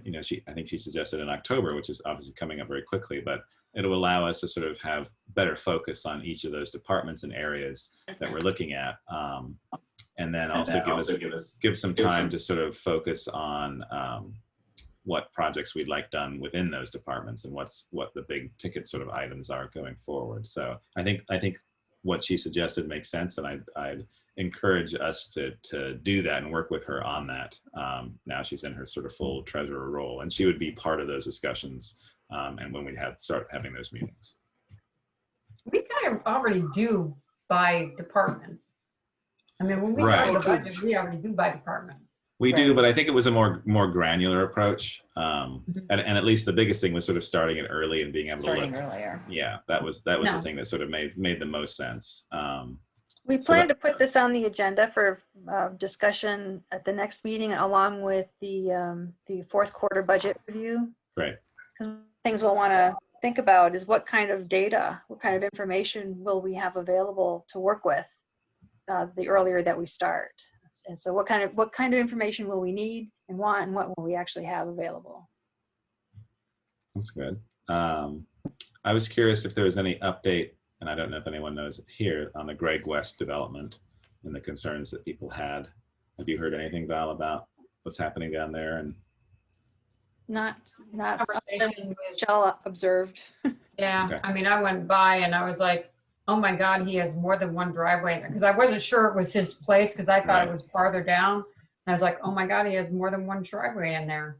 So I had a conversation with Chris, and he said he has good communication with him and has spoken with him about Okay. what is required, and that if he doesn't do what is required by the driveway permit, he will not get a certificate of occupancy. Okay. Yeah, I've driven by there a couple of times. It seemed there was a lot going on down there. There sure is. A couple updates on our solar, and there are letters in that Val posted, but the Bristol South Solar, which is on 116, that project has just gone online. So that's there, obviously, because it's well hidden. We can't see it from the road. So I'm assuming it's there. We'll start to, I guess they'll say that it hits our accounts in the next few months in terms of the solar energy that's creating or providing, back to the grid. And then, so we'll start to see our $4,000 savings that'll start to trickle in. And then we'll just have to figure out the town, our agreement, obviously, to pay them and the savings that we get. So it's nice to see that project's now been constructed and is working.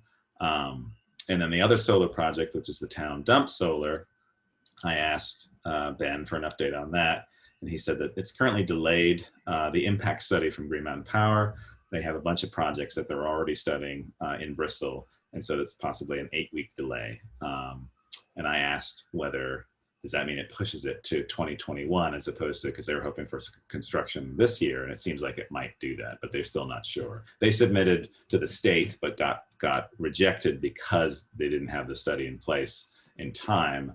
But I think it's the way that it was rejected, they can easily submit again and have it go through quickly, I think. So they're still being worked on. So hopefully we'll see something soon from Green Mountain Power. And that's all I had. Darla? I don't have anything this evening. Jolie, are you waving your hand? Just a question about the solar, Ian, at the landfill. I was talking to Eric the other day, and because I was talking to Jeff Stetson, I found some baseballs over there, so I took them back. Some? Just some?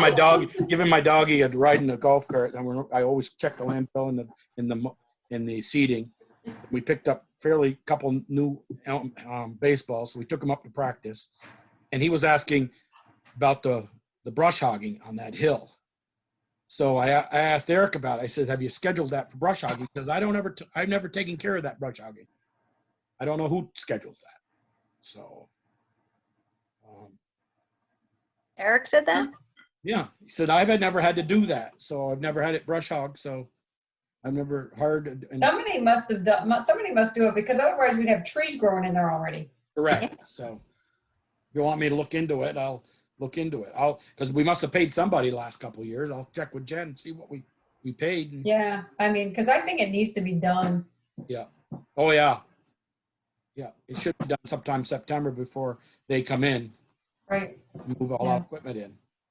Okay, I'll look into it then for him. Thank you. Valerie. Speaker?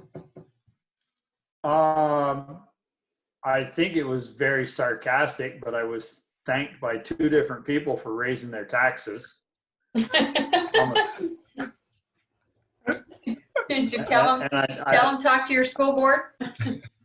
That's what I told them. They said 7%. What the hell did you do? I said, that's not us.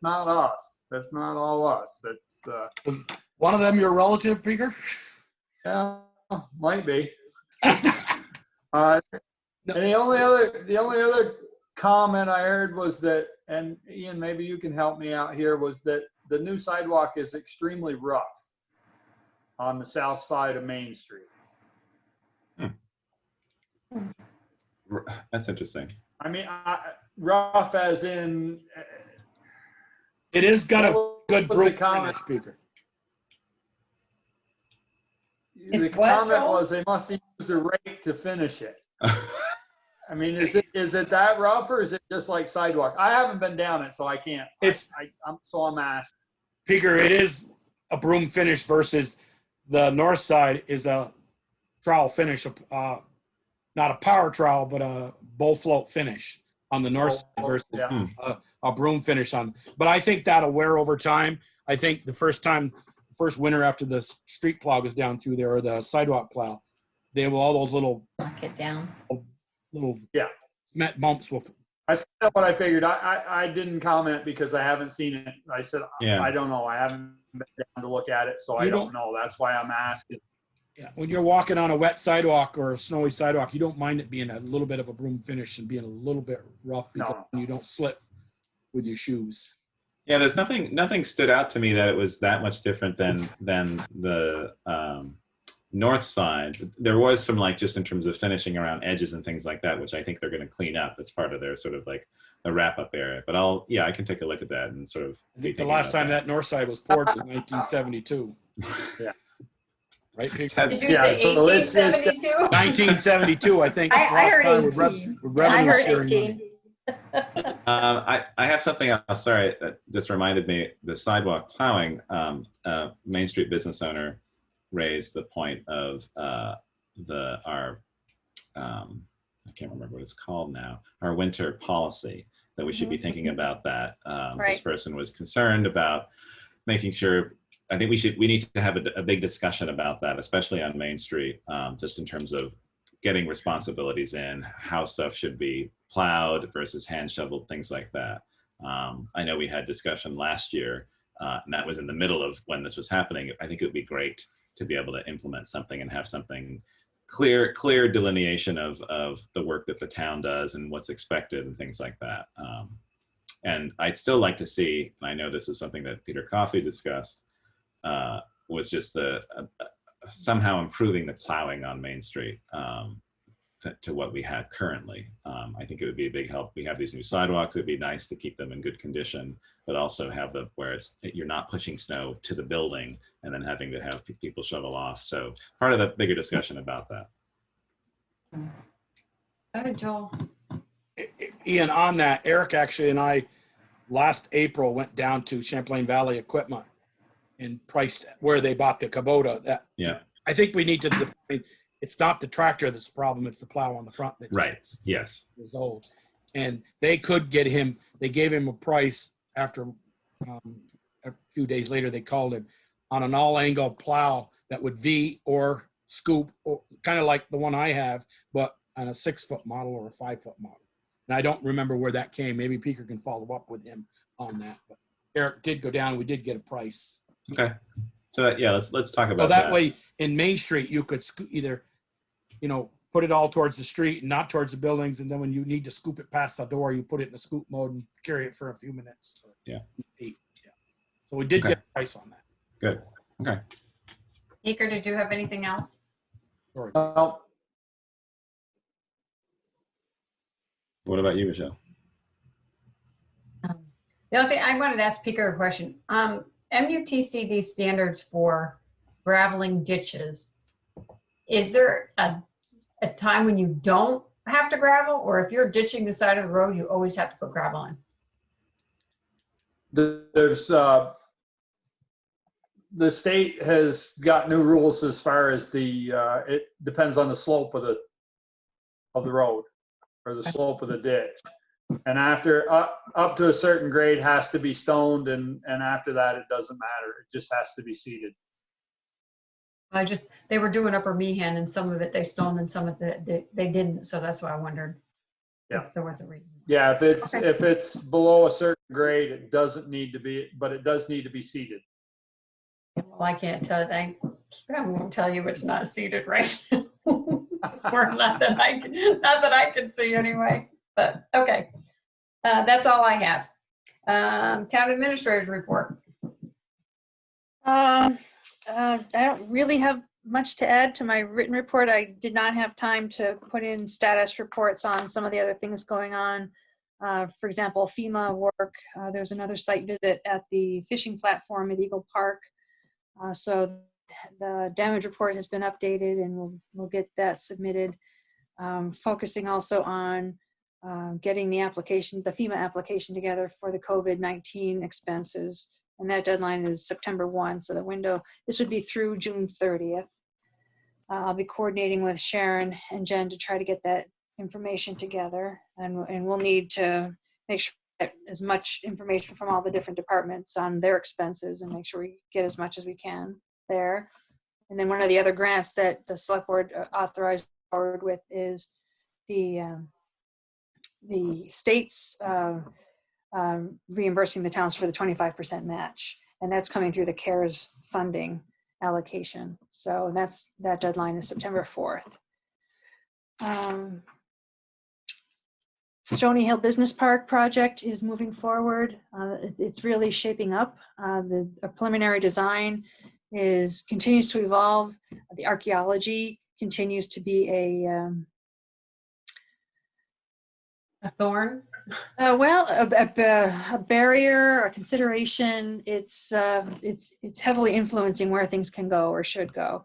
But I think they're in the home stretch of working that out. And the last meeting we had on Friday, folks felt pretty good about the direction things are going. So that's moving forward. And I think that's, other than just other administrative stuff, I did get today a phone call from a person who submitted a dog complaint in late July. This person had submitted it before. This might sound familiar. Matthew Barron off of Vincent Drive filed a complaint last year against Travis Manning and his dogs. I remember that. Actually had 2 hearings and followed up, but the complaints, so now the written complaint at the end of July and plus the phone call today, it sounds like this is something, I'll get a letter off and I'll review what was done last year, but this may be something that the select board needs to schedule. If not the September 14th meeting, then it looks as though we're going to be having a special select board meeting and on September 2nd, Wednesday at 6 o'clock. Maybe there's a way to dovetail dealing with this situation, which sounds that it needs timely attention. So I'll look that out. And that's all I have. I want to, two things. I want to recognize Will Elwell, who has resigned from the Bristol Fire Department. I want to say thank him for his service and good luck, because I think he's moving forward with his EMT status. So good for him. And we have to make sure we go back to the Ireland Road stabilization before we leave tonight. Right. Joel, did you have something? Just I wanted to ask Valerie, have you heard anything from Breadloaf yet? Any start of interviews? They've met with Bruce with the police station stuff, and they were going to do the public works facility separately. I have not heard whether they made any arrangements to visit that site. Eric hasn't said anything. Cal didn't say anything. So all right. I think they're focusing on the police programming right now. Okay. Shall we go back to the Ireland Road stabilization stuff? Yep. Okay, what's your pleasure, board? We got to decide. I think we need more information. It would be nice to hear Eric's side of the story about it. I would like to know that too, whether if Starksboro's not going to do anything and the water comes downhill and it comes from Starksboro, so to speak. And I'd like to hear I consider him one of the best at doing riprap on a river after he's looked at it, his recommendation. If we could maybe put this on for that special September 4th meeting or 2nd meeting, Valerie. September 2nd, yeah. Go up there and look. Does that work? I don't want to commit you, but you know about that riprap. That's all. Yeah, no disrespect to Yeah, Eric. go ahead. I'll get up there, take a look, and I'll touch base with Tony as well, the Starksboro road foreman, so that I know what he's thinking as well. Excellent. Because if he says they're not going to touch it, then I guarantee you they're probably not going to touch it.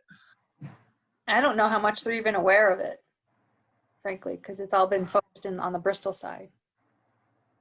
I mean, from that point up, it's more, the river comes more straight for a good location. I mean, I don't know how far up it turns, but right at that section, it turns the corner there, and that's where it's taking it out. So, yeah. I mean, I know that the garage that was pretty surprising that day to go up there and see that, but. Let me try this again. I found what I was looking for. Hang on.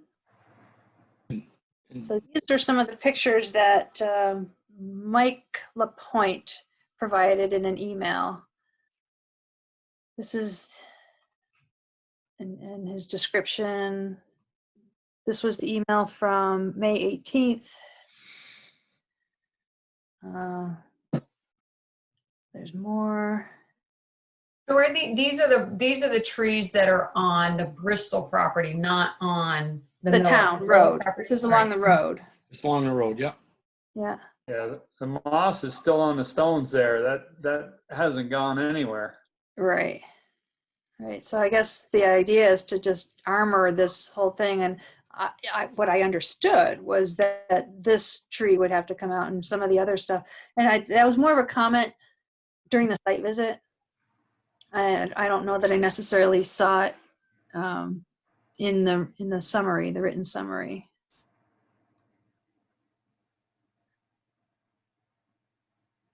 So anyway, those are the pictures.